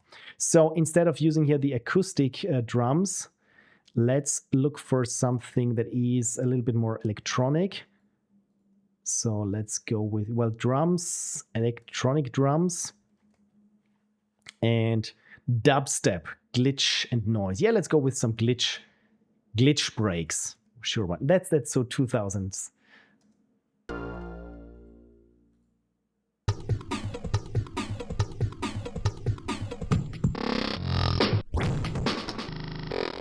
That's so glitchy. That's like 2005 to me when I listen to this.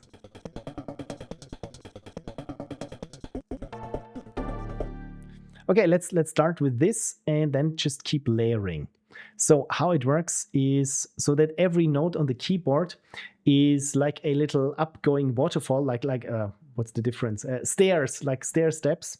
So when I'm playing a low note, so essentially I'm just playing the pattern there by going up all the notes, and I can essentially just add this automatically by saying, where is it? Notes to slot? No. Was this notes to slot? Copy loop to track. So those are the individual notes of this loop. Copy note to track, and there you can see that it's this little stair step pattern. Stair steps like Austrian bureaucracy. That's the thing. Thank you for the callback. Exactly. So for this that this loop playback doesn't run, I disable here the loop playback.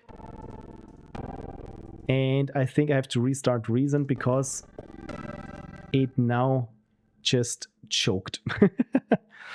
Maybe if I reset the audio driver there, give it some more samples and then decrease the samples. Yeah, now it's working.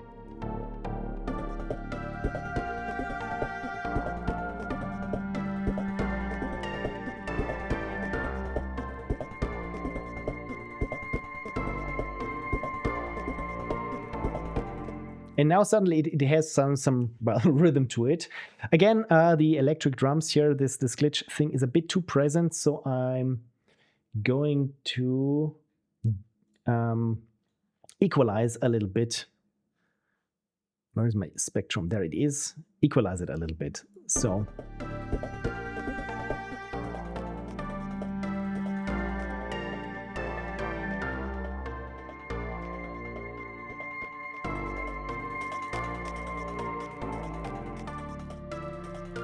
that we only have the high end of this.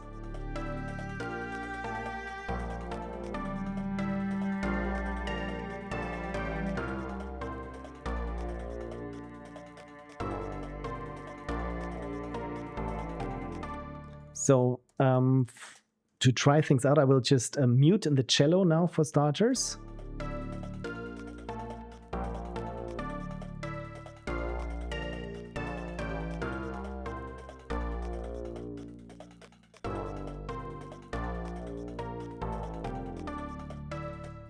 And maybe let's play a little bit more with the keys there.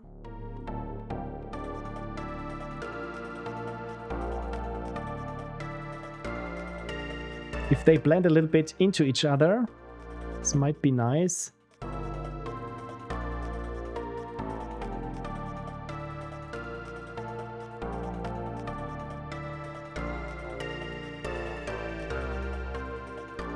Give them also a little bit more brightness.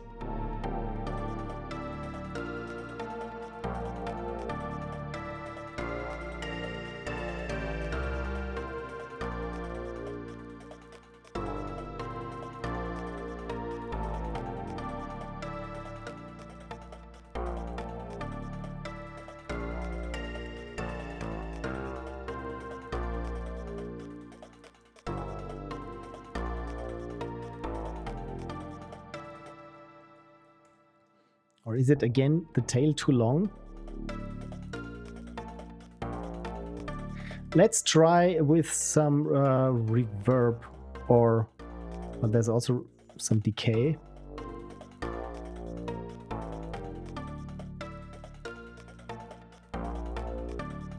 Well, let's add some manual reverb to this.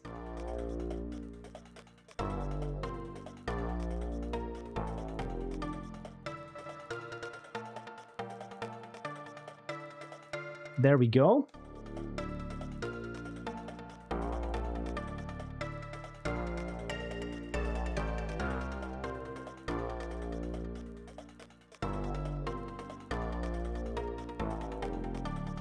And there could be some more beat, right? So now we got the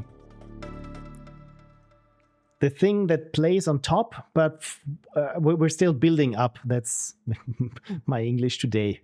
So bad.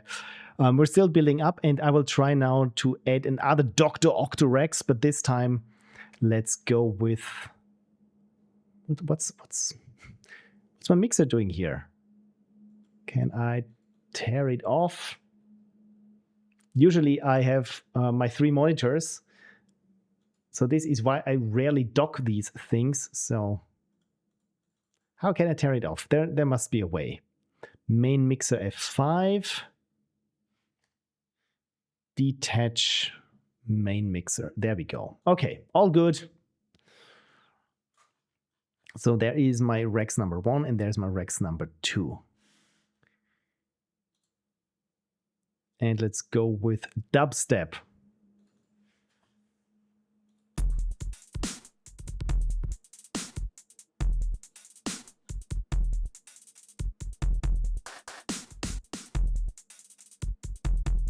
Not sure that this matches the style.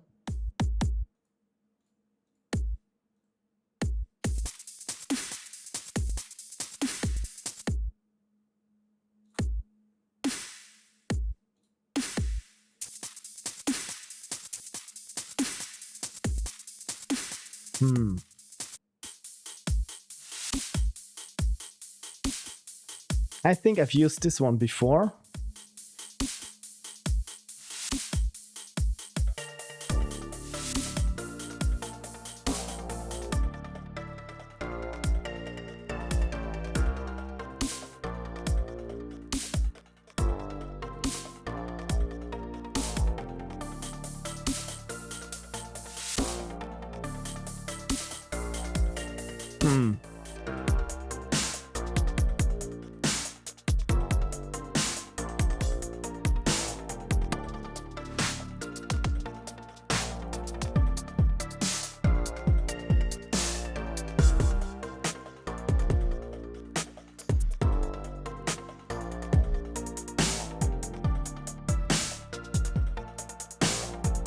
I think this one could work. It's actually kind of a hip-hop beat, I would say, but you know what? If it works, I don't care.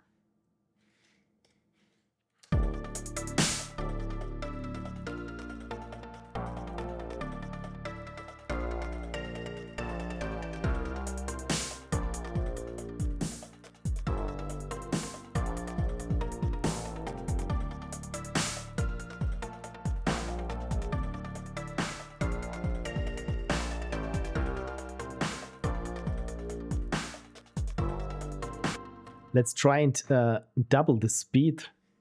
Let's see how that goes. How could I do this? Note tools, note length, scale by, let's say, 50%. Oh, those were the individual notes, not the entire clip. How did this go? Scale tempo, there we go, double.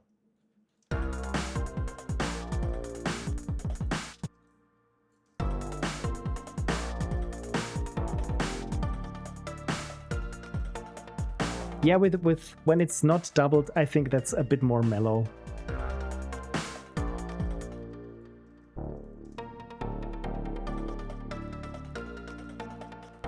I add now another synthesizer and just play around with it.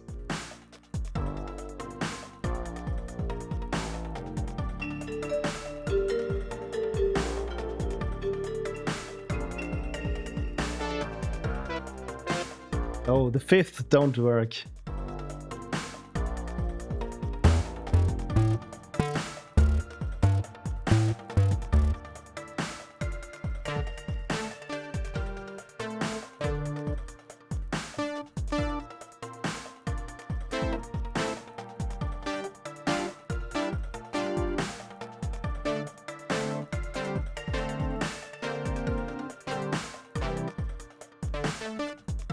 Thank you for redeeming Unicorn Currency. And Console says, I played some Professor Layton this week, and I think this track would be perfect for the puzzle screen. Oh, Layton.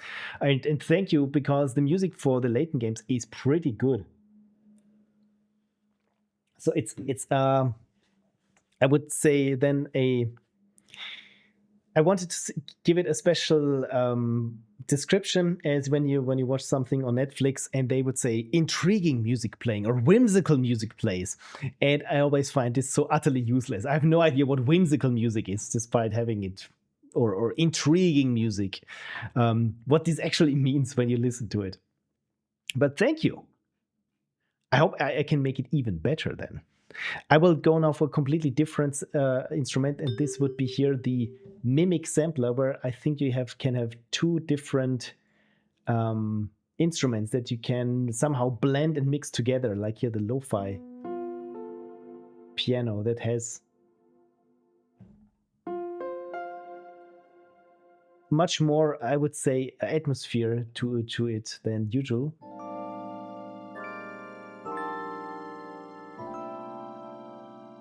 That's very mellow.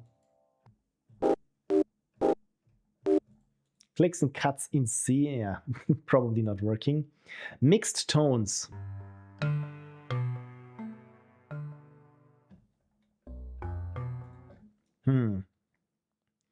Strange World, is that what it's called?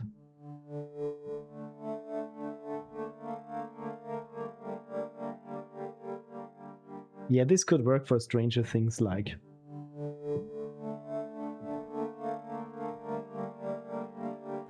Makes sense that it's called Strange World. Veloformance. Nope, that's too cutting.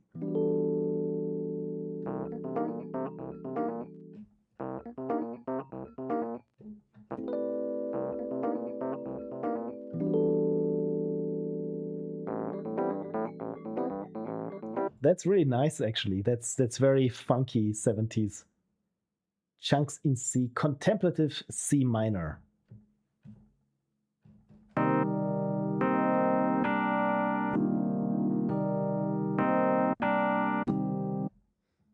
Don't think this works, but kind of cool.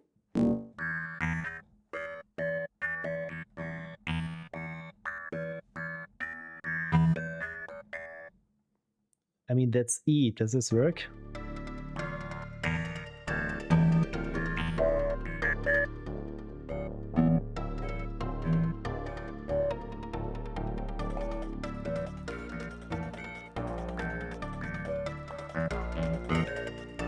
It has some 90s techno vibes to it, like Passport, Didgeridoo, Dirt Jazz. Looks like I'm not finding really something there. Jupiter Warmth.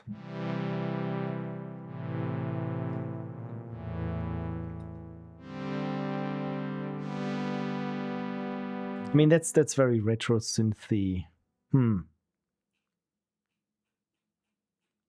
I'm hesitant to open the labs again because I don't want to wait for it.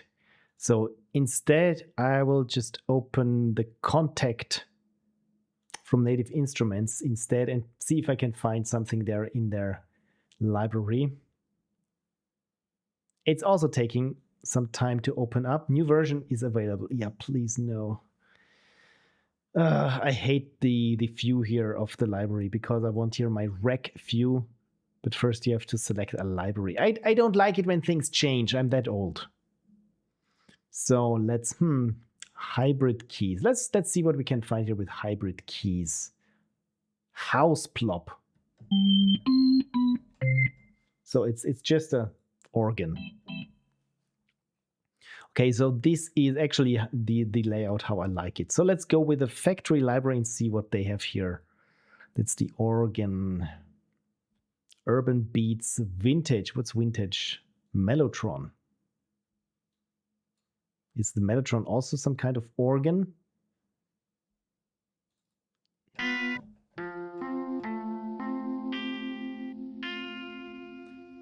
That sounds like it could play in Silent Hill, like the Akira Yamaoka's lo-fi guitars. Attention, passengers. Well, probably I shouldn't. I should make this a minor chord then for Yamaoka.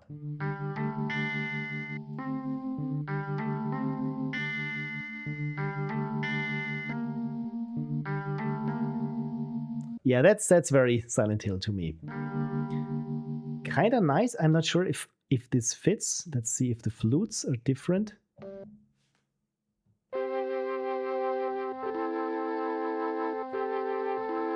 Well, Strawberry Fields are forever, but this ain't it. Violins.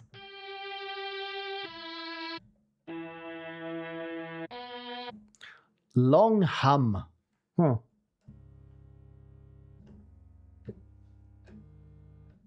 That's very quiet. Mid hum and hiss. Well, kind of neat.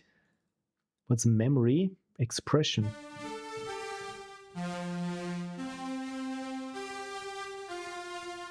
Cozy pad. Maybe that one fits.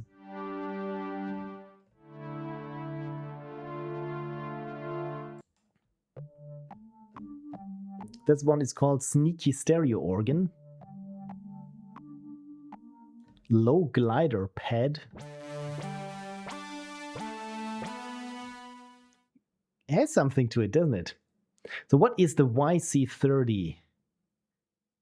Mellow percussion organ.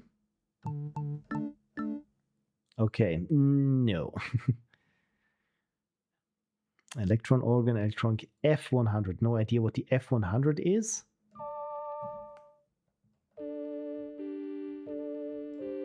Yeah, it all sounds, I mean, that's called vintage, so this makes sense. So let's go with world strings and see if we can find something there. What's a kora?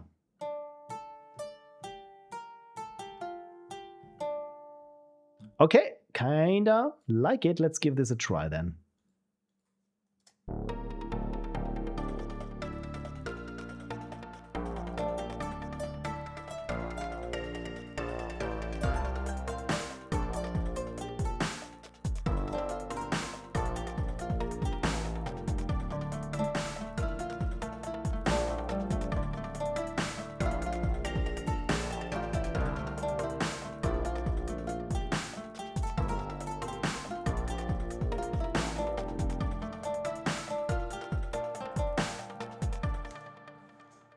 I kind of find something in there.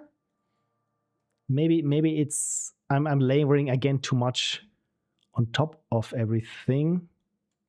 But maybe again there are some things we can salvage.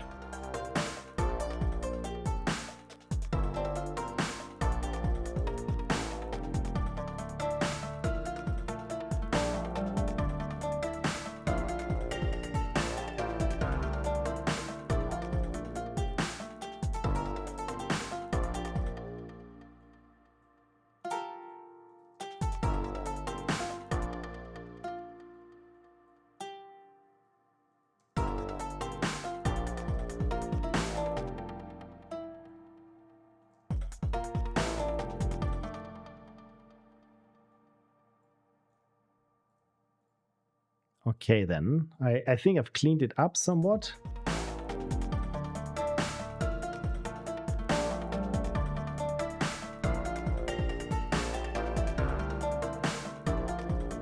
So, I mean, right now it's a little bit competing with our CPO3 keys. But if I mute them,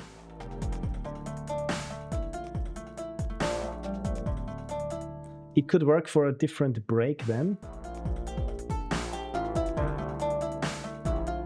Needs a lot of reverb and maybe some delay.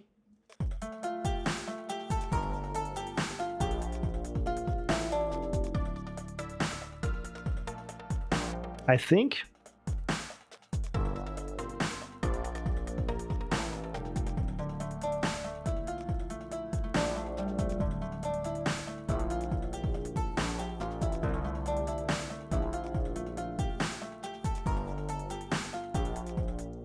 Maybe we can change here this bit.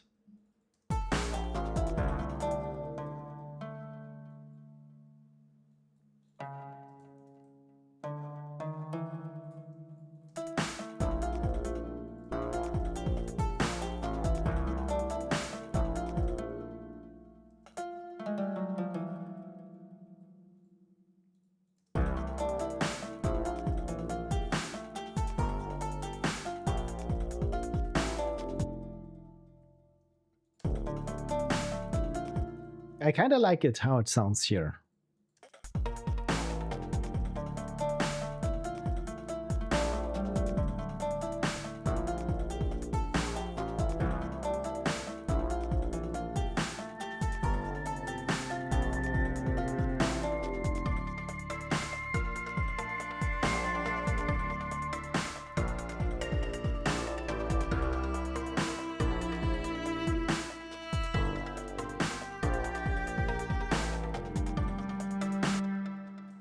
Oh, console loves it. Okay, that's good to know.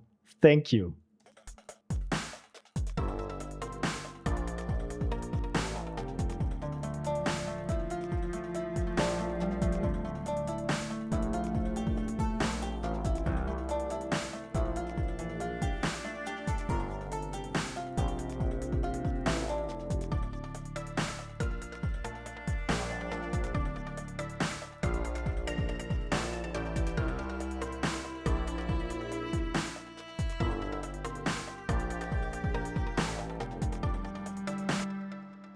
And here maybe we can, I mean, let's listen to it from the top, because I'm slightly out of the loop, literally a bit.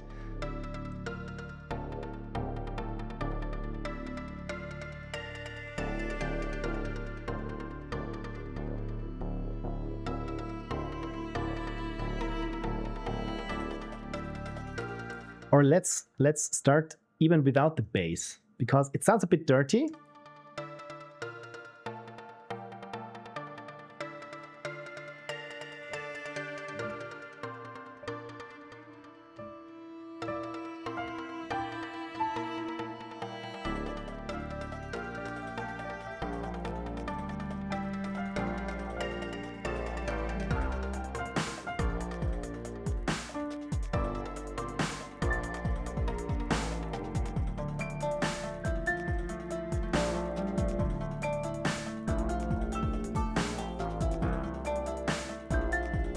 I love the piano here. I need to record this.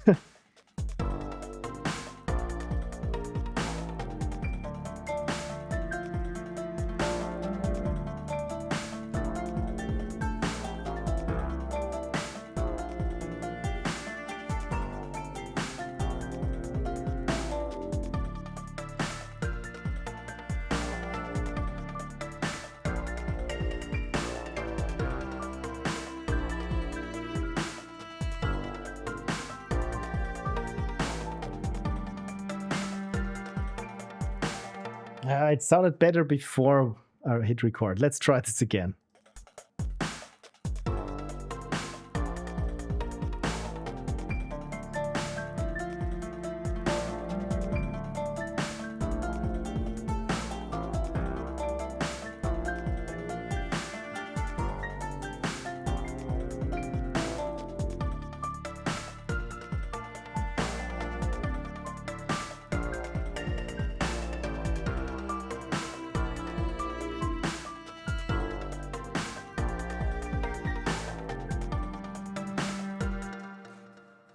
InkTeo21 is here and says, well, you can always watch your stream back and listen to what you did. That is true. And thank you so much for dropping by, or at least dropping out of the lurk mode.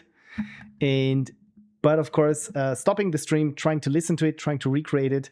It's maybe if I just keep toying and playing with it, usually I come up with something even better. It's in the rarest of events, it was something where I just toyed around with an instrument and never came even close to it. So I think I'm kind of happy with how it sounds. It's very close to what we had before.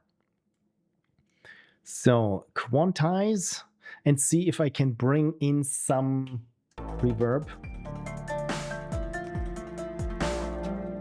Or this, maybe have this a little bit faster.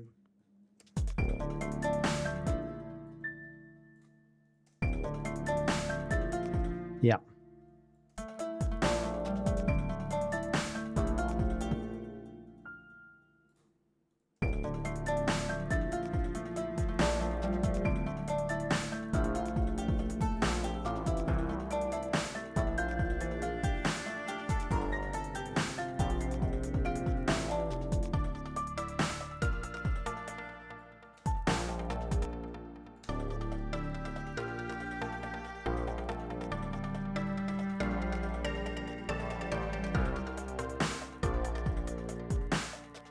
We'll try now to mute the cello when the piano starts.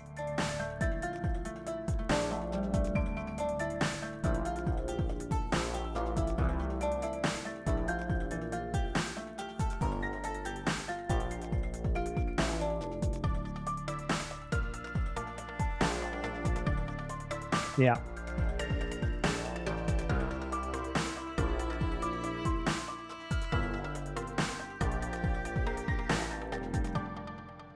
Okay, up to this point, I kind of like it.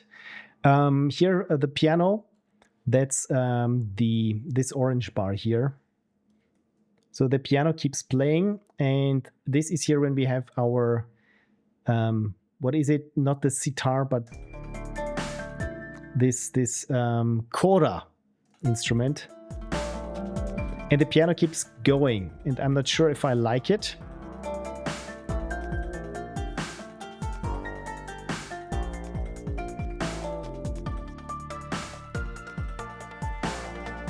I'm muted now.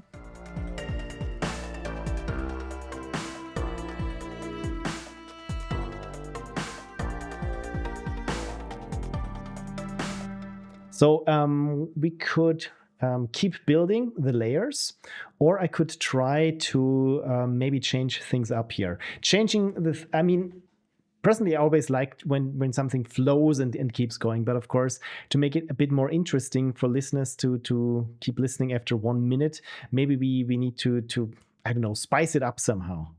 But for now, I'm very happy with what we achieved so far.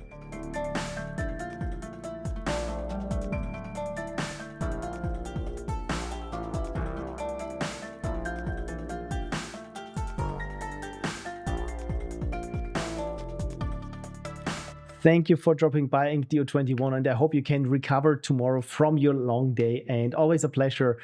Even if you don't stay long, just saying hi is very, very nice of you. Thank you so much, and have a wonderful week and evening, of course.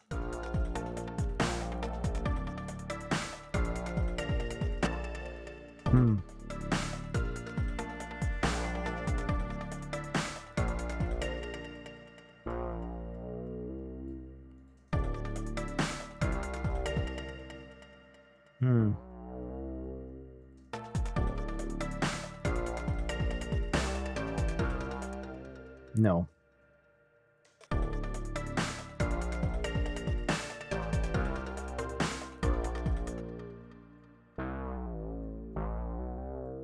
I'm not 100% happy with the bass.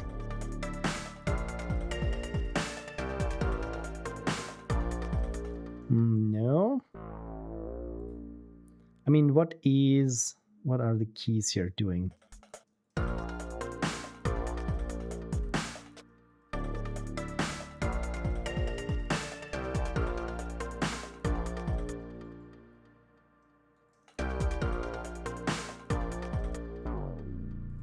Let's try to just have the same note, just an octave down.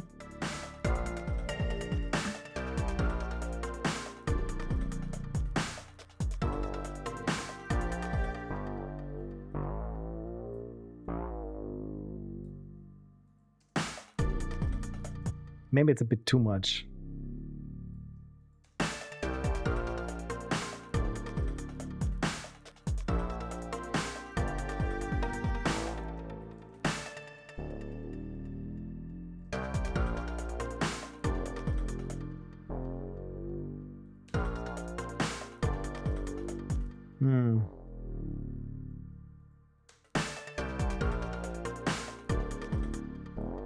I think it needs to be this note.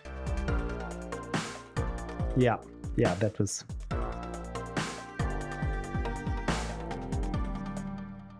Let's change here the color on this one so that I know I changed it slightly.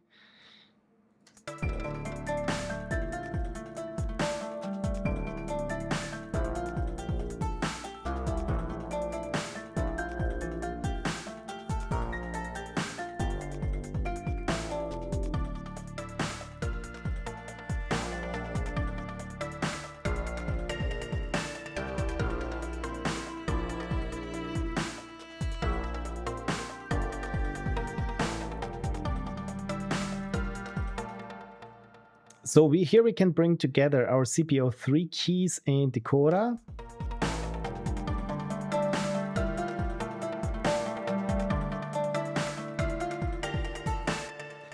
Interestingly, it doesn't work as much, but what if I switch the instruments?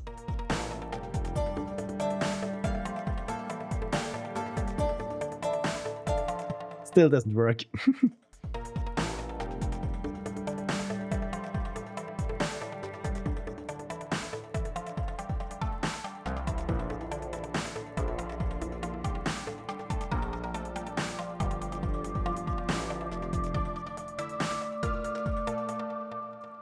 I like that we have here some interesting syncopation. Maybe we can lean into this with a different synth instrument for that part.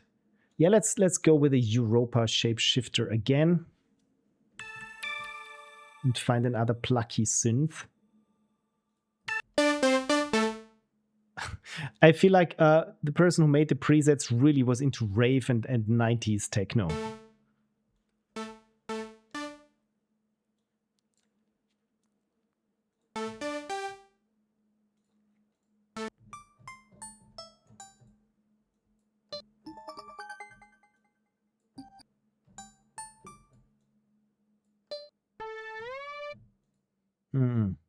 Beefy bass. Big fuzz, big riff, body roxer.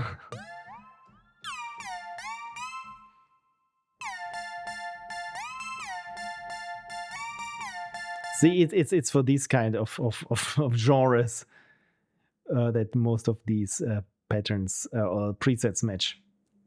So days 1 yesterday. Days 2 today. And days 3 tomorrow. I like it when some people have a concept about making presets. So so instead of just randomly trying out things by name, I can sort them here, for example, by melody or pads. So try it, okay.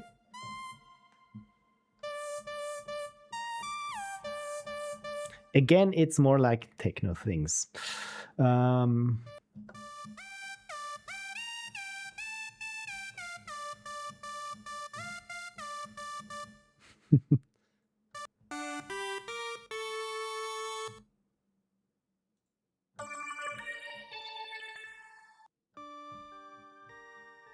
That's kind of nice.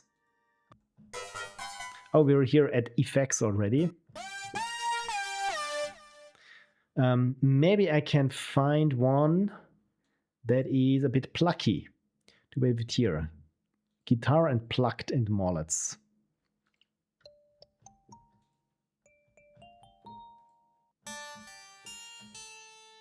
Maybe this one.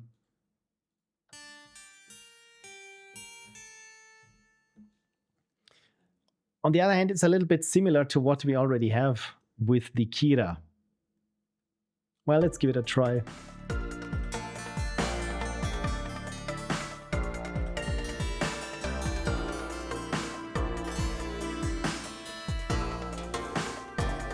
Sounds a little bit too thin and too metallic. Not liking it. It's so hard making music because at least in my case, I'm the worst client. I know what I hate and just give me options because this I hate. So instead, let's have a look here at my own presets here with Seth Carissa, where I have my presets, my resources folder, and maybe I can find something that is more to my liking. So let's go with uncategorized and all instrument patches. And let's see if I can find here something. Moog, trance.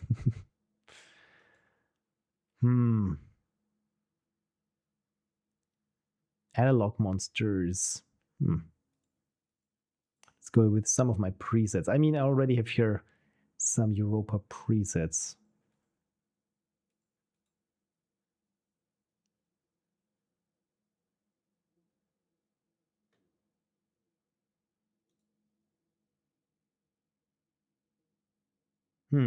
It's just from the names, nothing strikes me. Monotone, analog discotheque, reactor.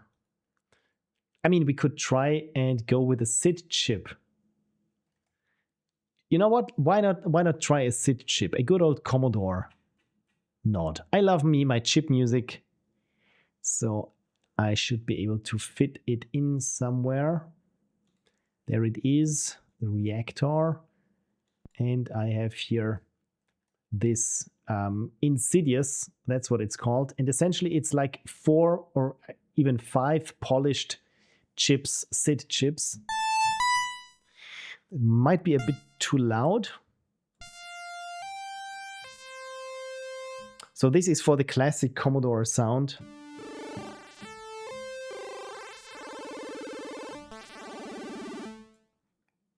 Oh, the font is tiny, so let's see what else we can find. We got even here Rob Hubbard or Chris Hülsbeck patches, which is kind of nice. Automatic 80s, that's what it's called. Okay, I give them that. It's Automatic 80s. Insta Rave. Nope. Lullaby.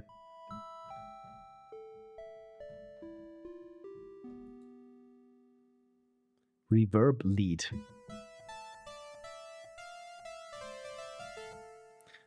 You know what? Let's try this Chris Hülsbeck reverb lead and see where it leads us. You're very welcome.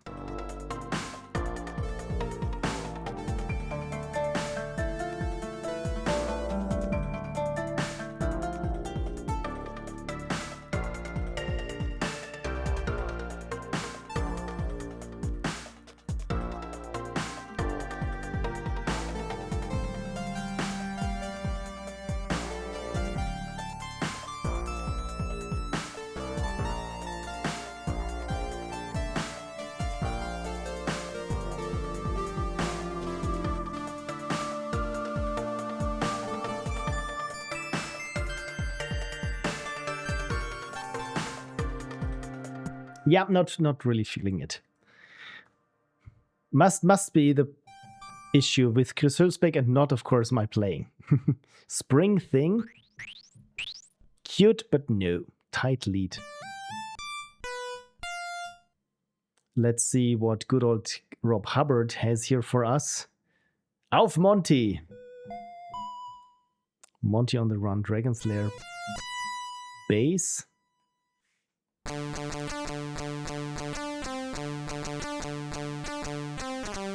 That's very Commodore, right?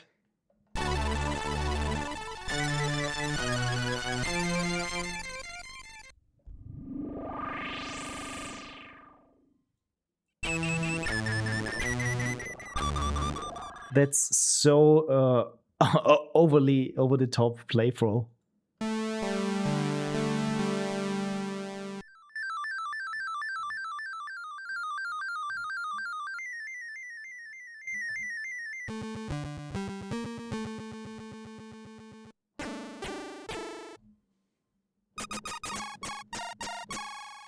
Ah.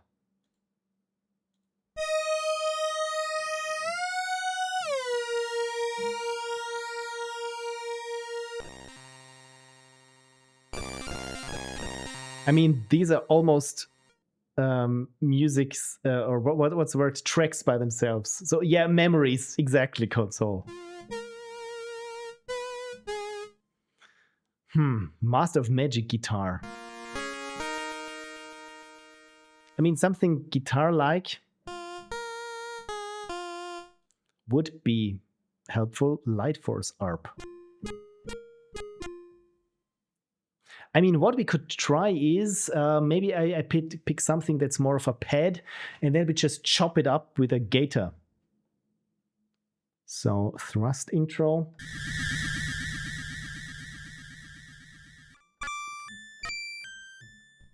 Yeah, that's good old Rob Hubbard, but maybe it's not what we can use. Arkanoid run.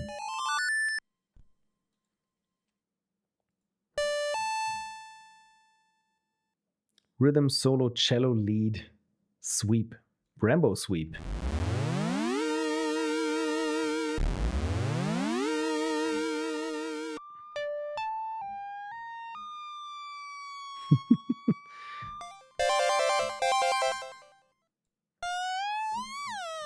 I don't think there's anything that I can use. So let's have a look here at leads, perhaps. Maybe there is something that we can use.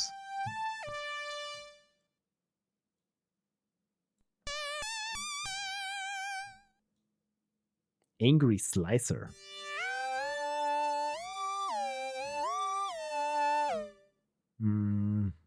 Chorda.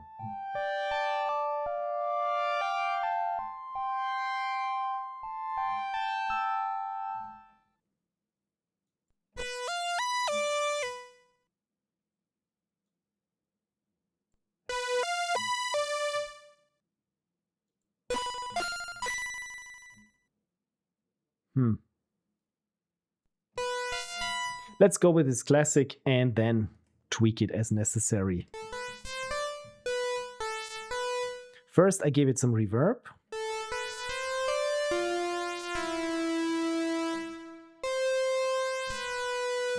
Already helps. Then maybe I shave off some of the hard attack.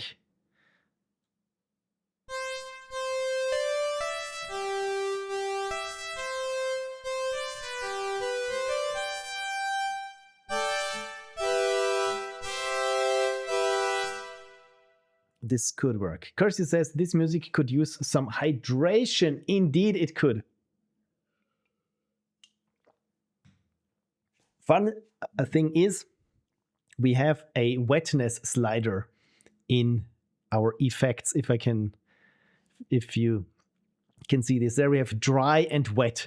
So in music parlance, also we have it here. This means how much of the original signal we mix with the effect. And usually here for our effect outputs, we just want the wet signal. So good call, Kirsty.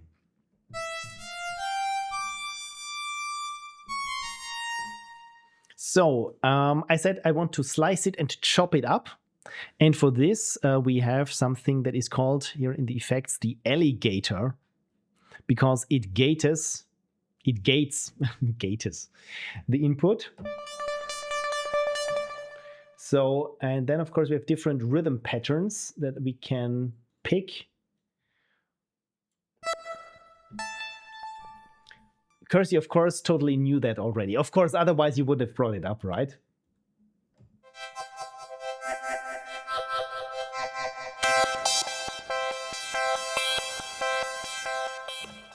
So maybe we can put this to work. I already forgot the music that we had at this point so far.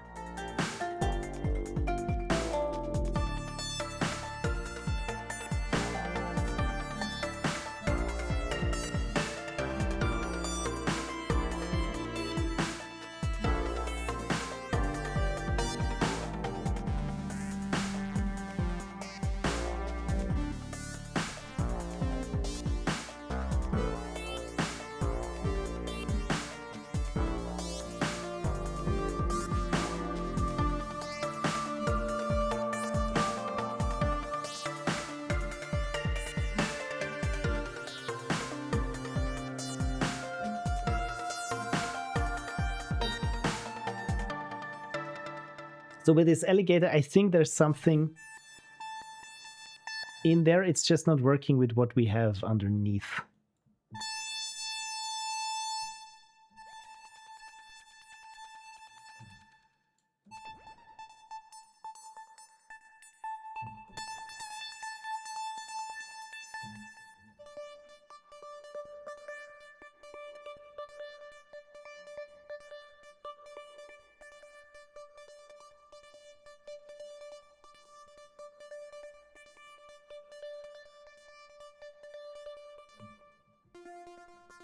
So I like this pattern, I think. Maybe I take out some of the reverb.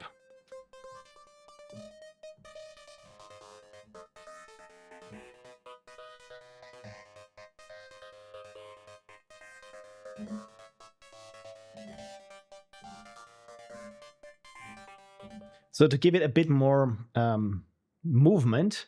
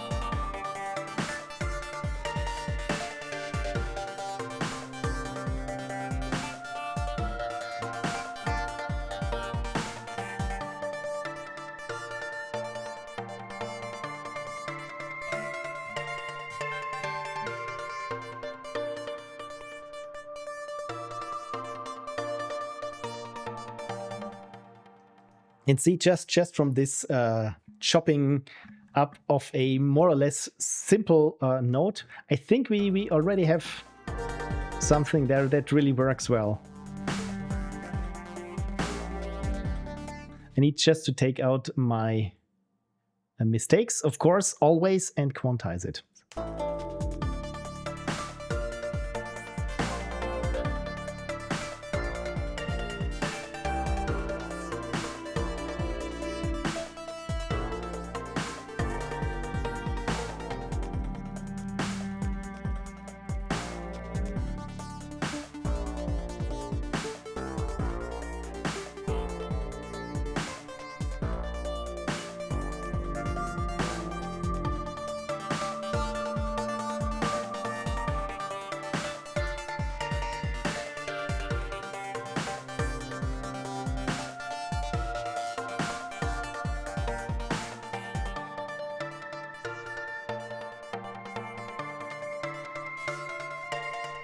Damon Evo says, seems like the perfect string to tune into a Saturday night. Wonderful. Thank you so much for dropping by and hopefully enjoying the music. Or I just hope that there are still some people who have me on some long lost tab in their browser and not hating me trying things out musically. So I want to bring this down maybe by an octave. Note transpose down. Yeah, so it's not as biting.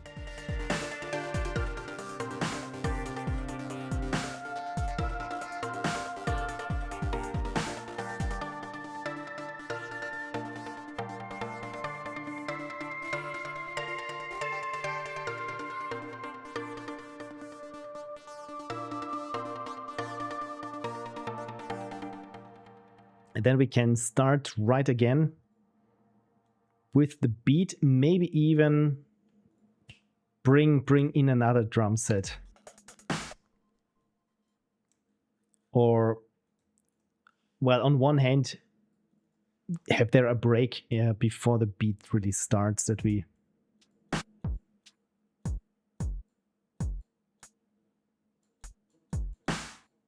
There we have it.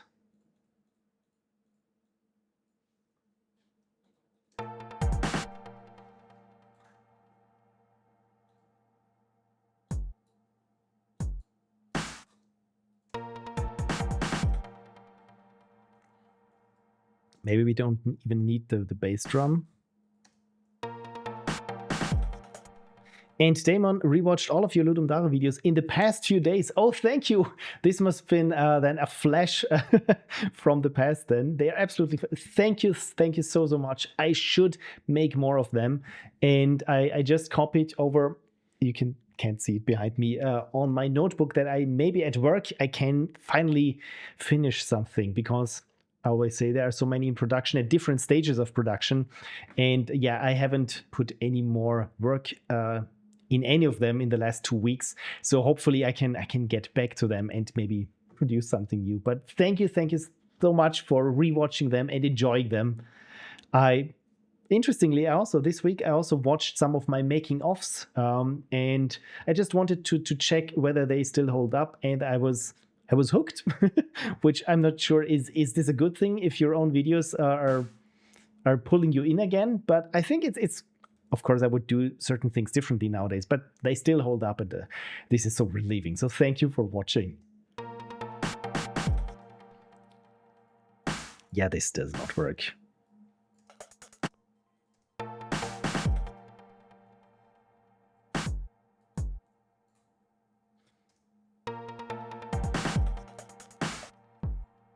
So I want to make this a bit more agitated, like I said, because otherwise it's just more or less flowing. But at this point, I feel like we need something here with the drums, because they keep doing their thing. And if I double the speed, let's try this. Scale tempo double.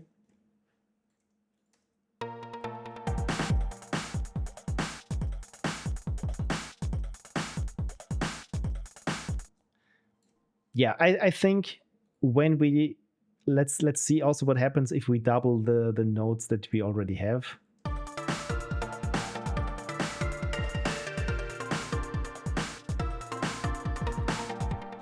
It has something, right?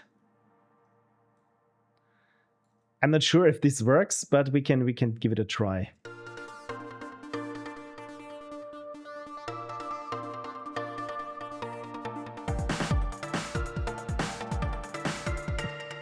I think it works, but we just need to give it a different instrument. Bring in the bass and also double its speed.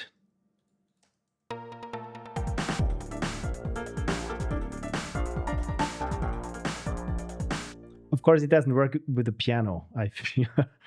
But I mean, we're getting somewhere, I feel. We're getting somewhere. I just need a different instrument then that we haven't heard before. Also makes it interesting if you add some more instruments. It's a bit like with fonts. You shouldn't overdo it. But I've made some presets there for the Thor synth in the past years. So this is this beautiful Thor thing. That's the Epic Poly. And I think there under my Seth Carissa presets, we have here something that might work. Want just something very short.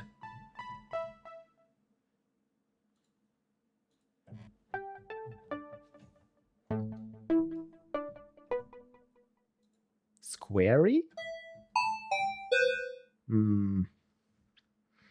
Yeah, let's go with a Juno ripoff.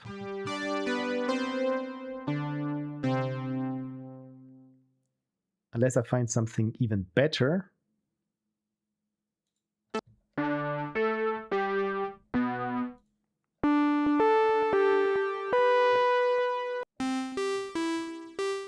The polished NES.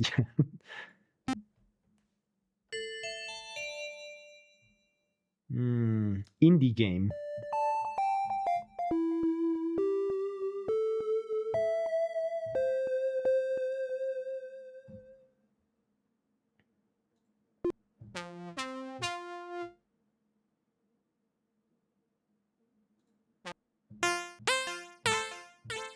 Also some C64 recreations.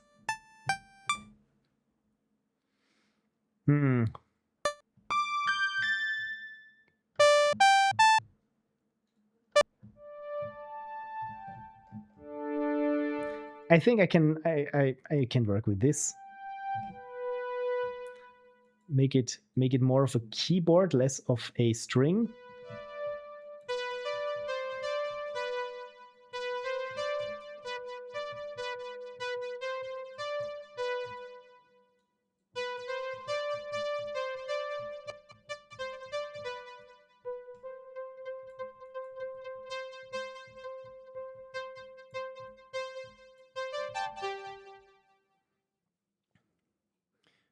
So I will try to give now our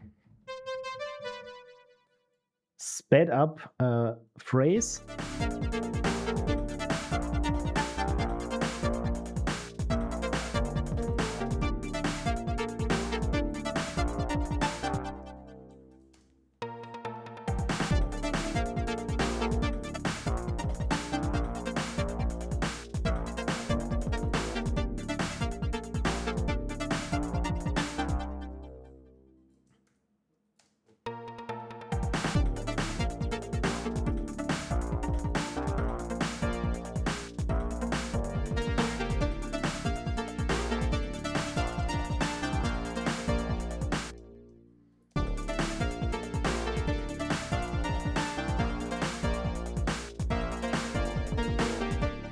Okay, I will try to make this a bit longer and chop it up some more, but I think we got something here.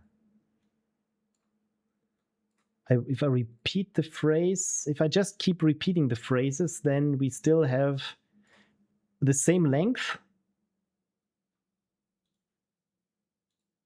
And I hope the repetition is not too annoying.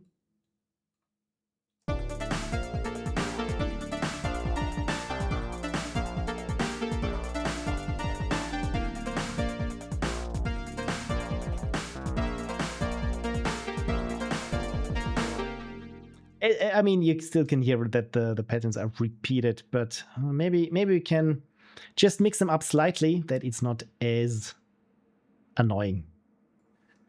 So let's have a look at the lane.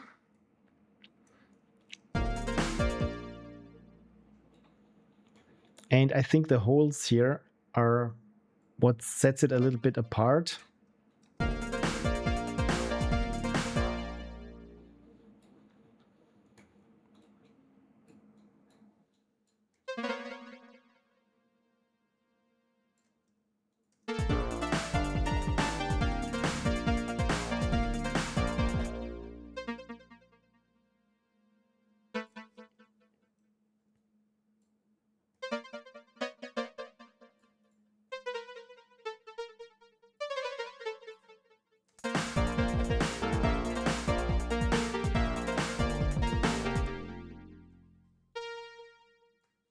So if we can move this over here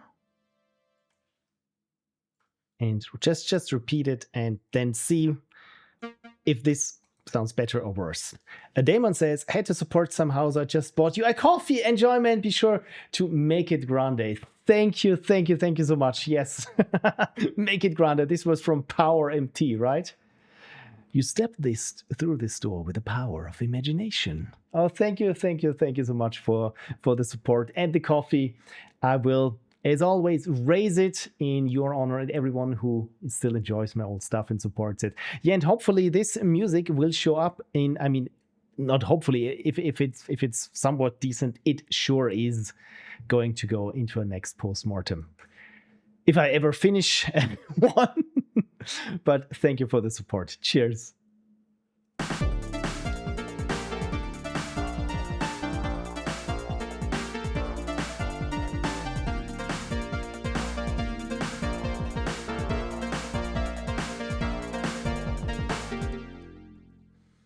I mean, it's a little bit too playful.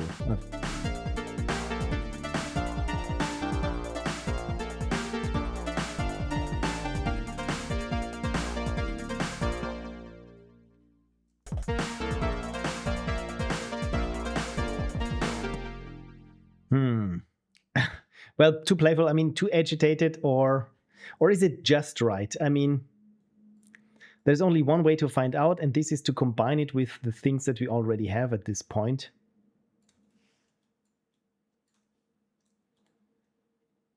And bring in the cello again. and see how the mellow cello works with these new additions that we have.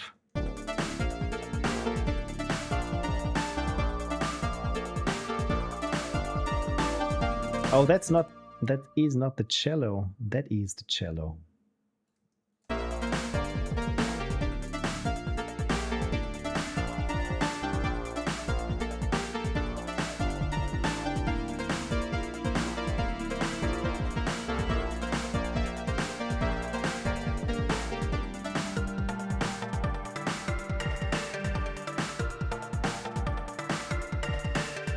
Oh, we lost the bass halfway there. I was wondering why it sounded so bassless.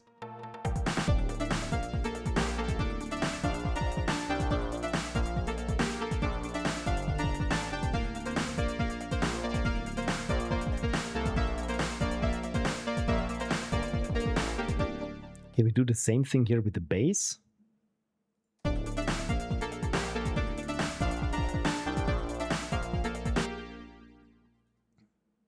Probably we can.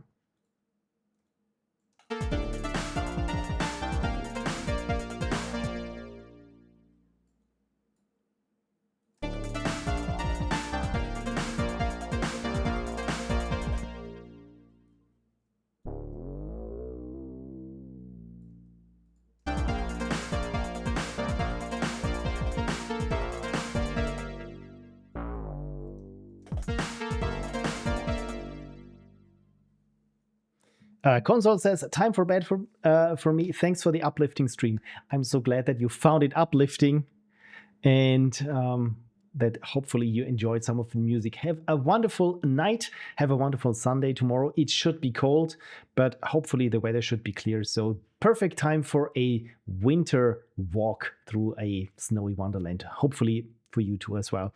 So yeah, thank you so much, and hope you have a wonderful week then. While I'm trying to beat the bass into shape here.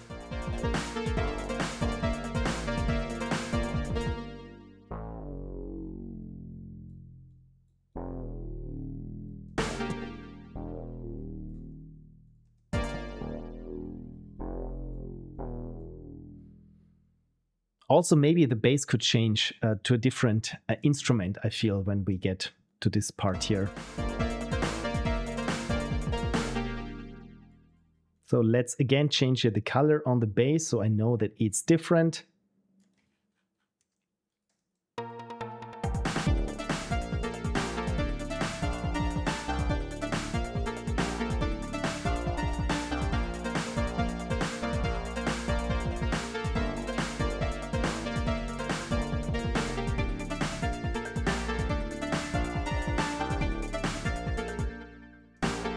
Maybe this repetition might be a bit too much.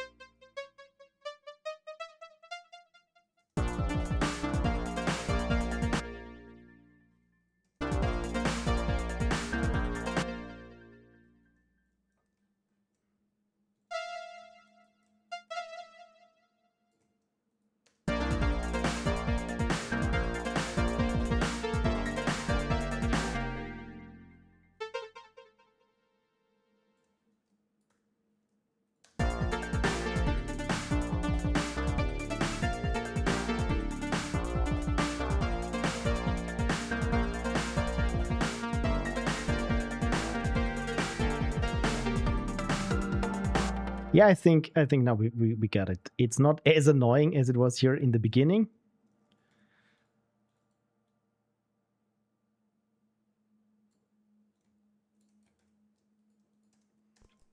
And also for the bass, I'm thinking of also changing up a little bit the notes so that it's shorter notes in succession. And for this, let's just solo the bass here, how it sounds.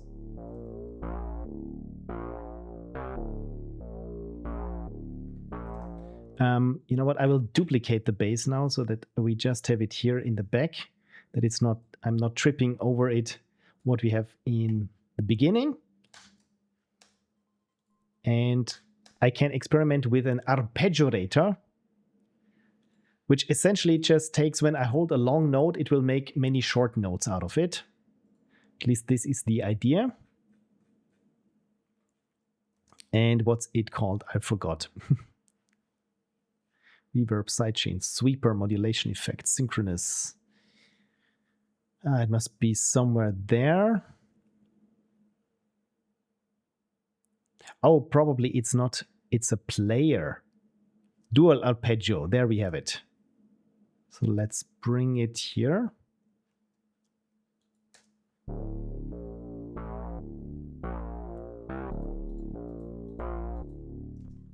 So hopefully I should just make sure that we have here the right amount of steps.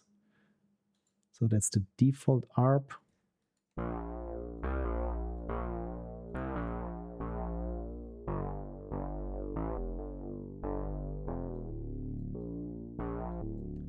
So why is it not working?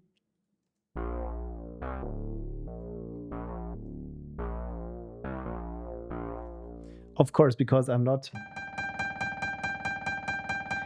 having the correct instrument selected. Classic.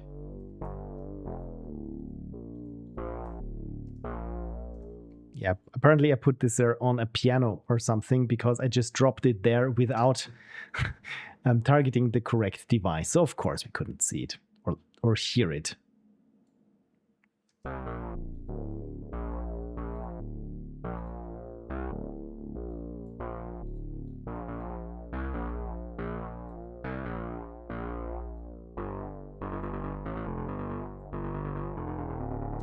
There we go.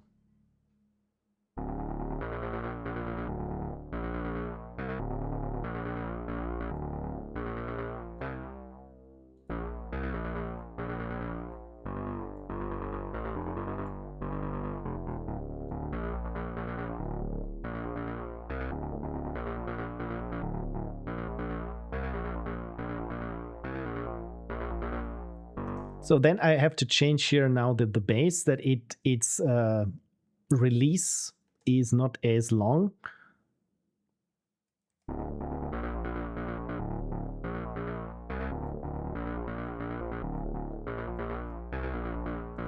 Am I in the correct one? No, of course, I'm again not in the correct one.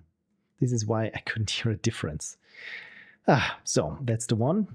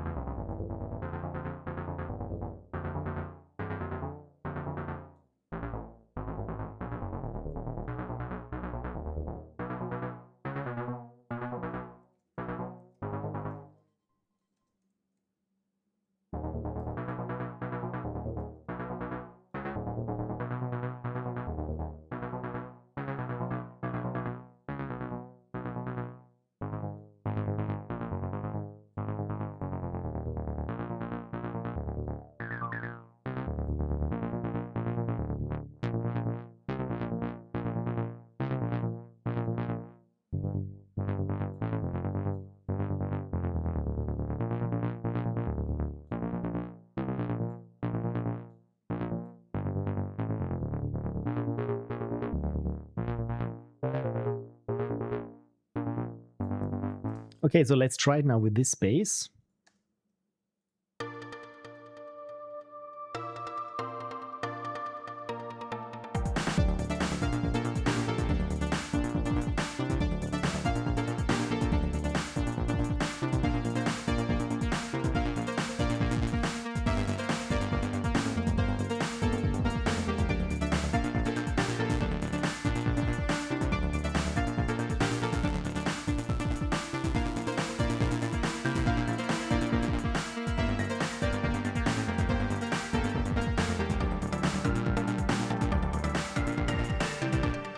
I kind of like it. So I want to listen now it from the beginning, where we have the slow part and how it transitions over to the fast one.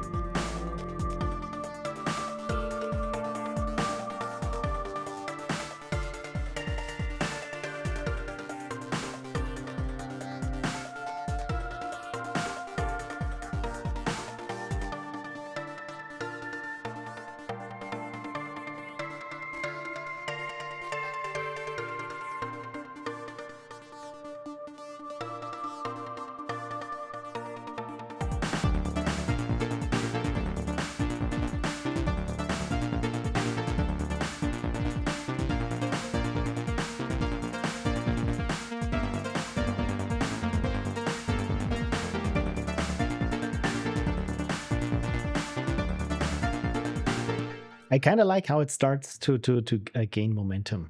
There's some things where I feel like there is too much layering going on, especially when we're here at the bass.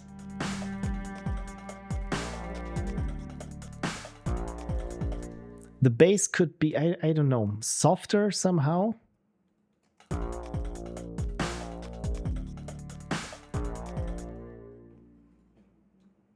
Or more articulated, I think that's it. Turn wetness up to 11, says Kersey. Thank you.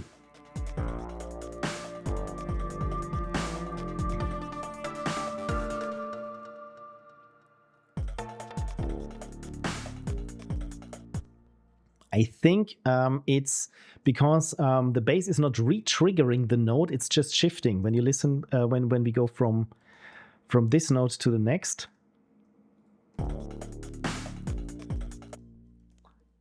And I want to re-trigger the note. So for this to happen, I just move it ever so slightly there. And here's the same thing. So essentially, this is some sort of auto legato. Legato means that you don't make pauses between notes. You just have them flow into each other. And I think this is this portamento, what is going on here. So if I switch this off. No, this was not it. Portamento usually means, oh, re-trigger, that's the thing. Portamento means that you slide from one note to the next. There we go.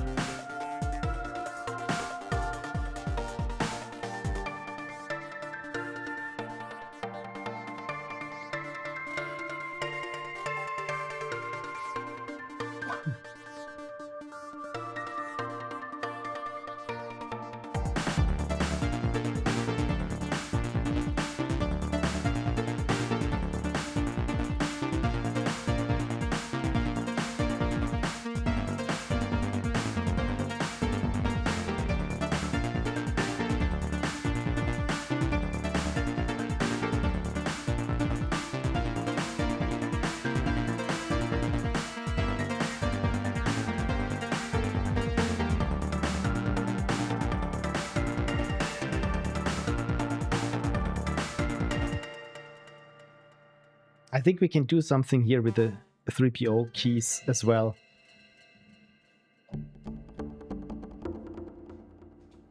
I'm not sure what. As you probably have guessed when I start trying things out, I have no idea what I'm trying out, but hope that it just falls into place. And so far, I think we're on a good track, literally.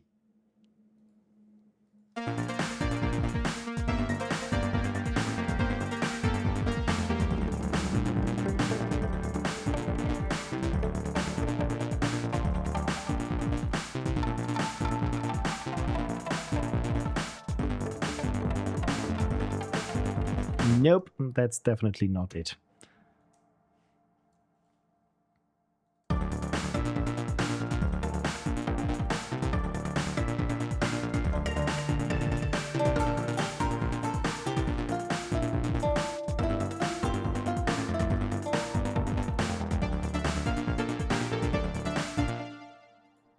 Maybe a different instrument there, or do we have something that we can misappropriate? We haven't done anything with this, and I wanted maybe a different instrument that could work here. 80s hybrid chorus.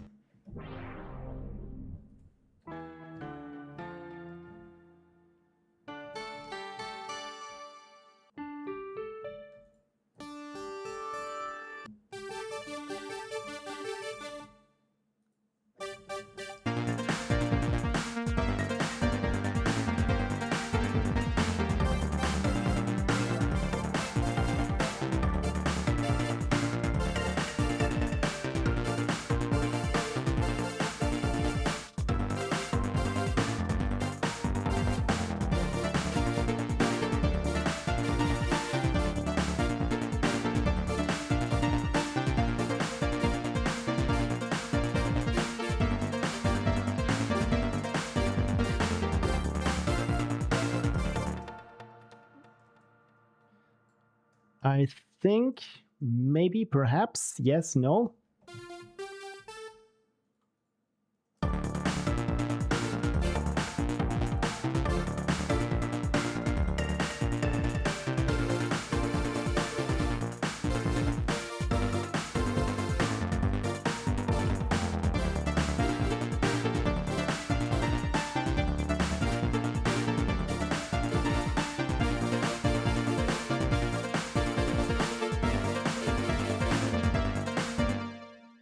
I need to find the right notes, but apart from that, with this kind of pad or chorus that spruces things up substantially, I feel. Just need again to make myself enough room that I can just try it out.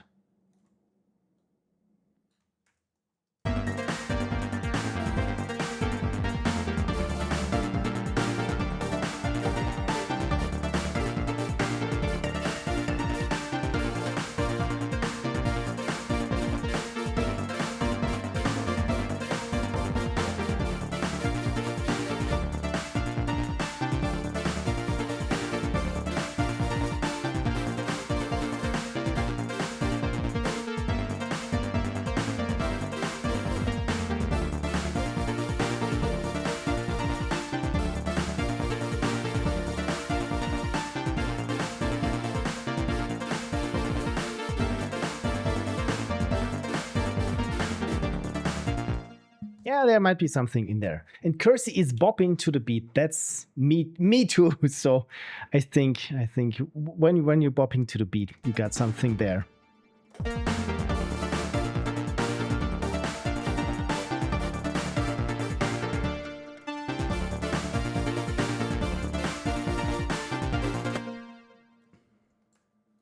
I like it how it does these little patterns there, how they form.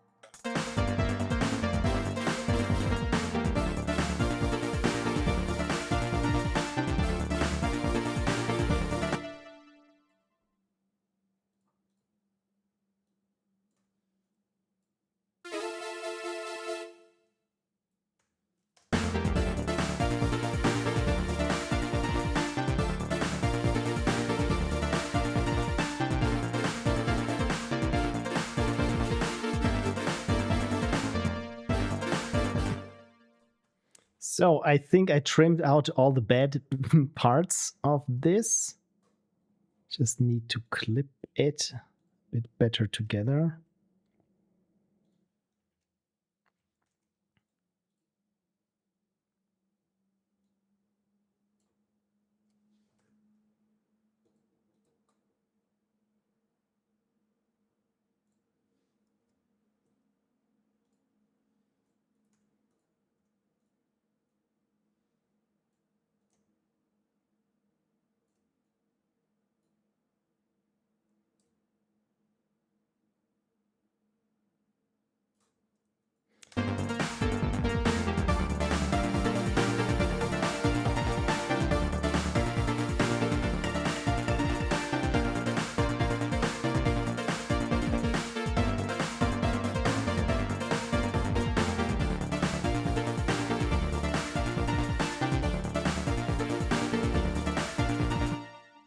Maybe is this too long when we sustain it for another measure?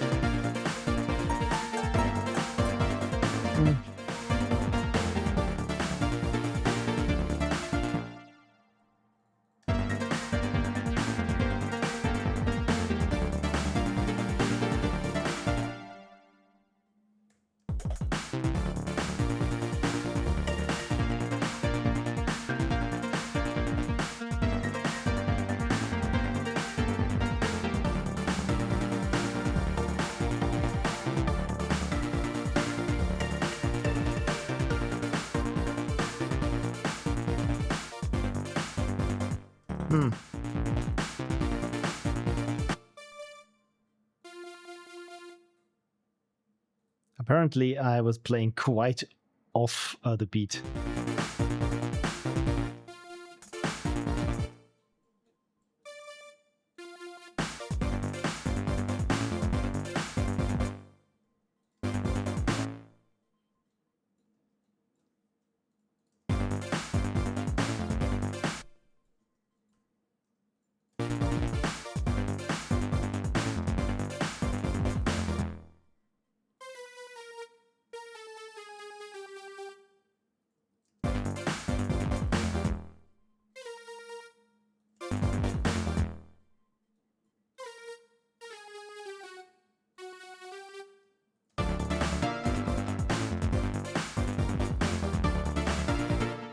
So I fixed it now.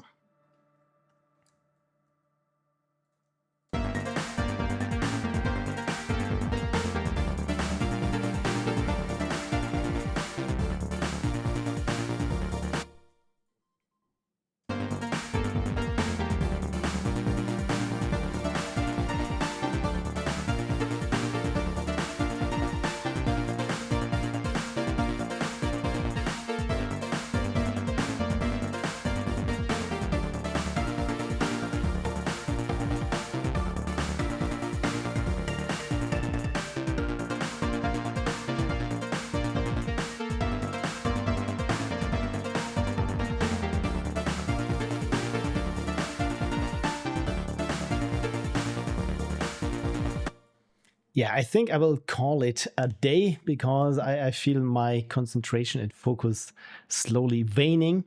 But so far, I think, I mean, here at the end, it's getting a little bit repetitive after 2.5 minutes, which is kind of fair. So we need to, at some point, invent something that goes there. But overall, let's listen to it one more time from the top. Overall, I'm kind of happy with how this turned out, from nothing to something. Also, the percussion could need some more articulation and some more work. Thank you, Kersey.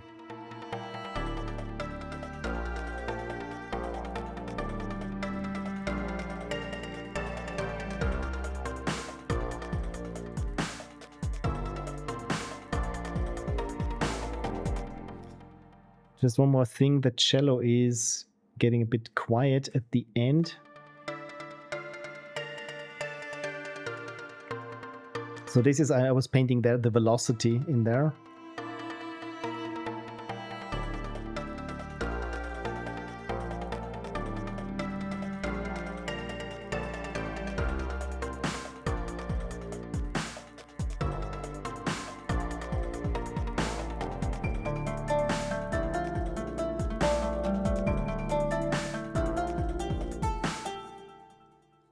I like this little note here, this one, or let me zoom in, that's probably easier. This one here, that gives it a bit more, I don't know, character. It's like you're plucking this stringed instrument. Maybe I can bring this in a bit more often.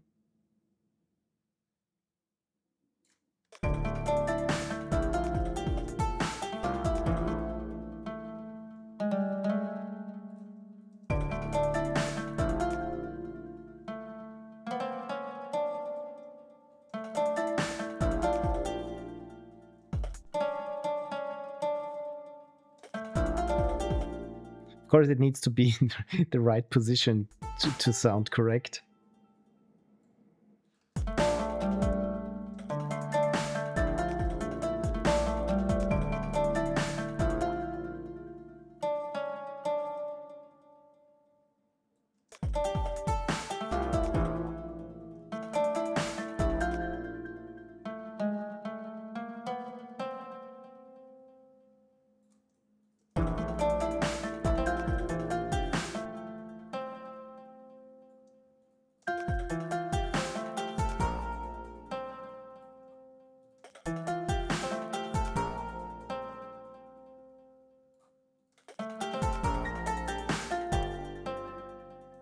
If I make it too often, then it sounds also a bit too gimmicky.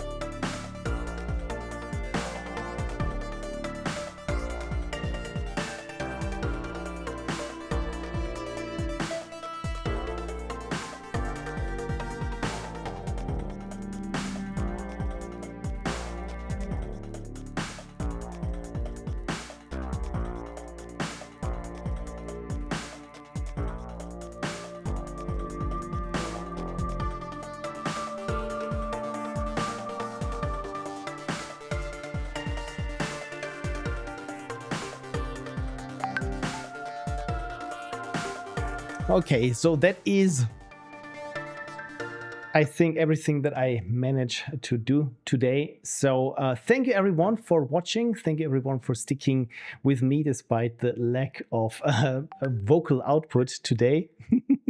So if you listen to this, this is Connie writing me, and yeah, I've been a little bit over my time for today's stream. So thank you everyone for, sticking with me and hopefully enjoying this. So once it's done, of course, I will put it up on the socials and as well You can find it for those who already are in the know. You can go to sefcarissa.com, which is my musical alias, my pen name, so to speak. And there, if you hit listen to Seth's catalog, there is all my music, at least the ones that I bothered to port over from the SoundCloud. As you know, I'm not on SoundCloud anymore because they're doing AI training something, and I paid for the premium service. So instead, I save the money, do my own hosting, and have more control over my music. So if you head over there, and I mean, many of you, especially Kersey, you already know this. I just put it there in the chat, just in case anyone is interested.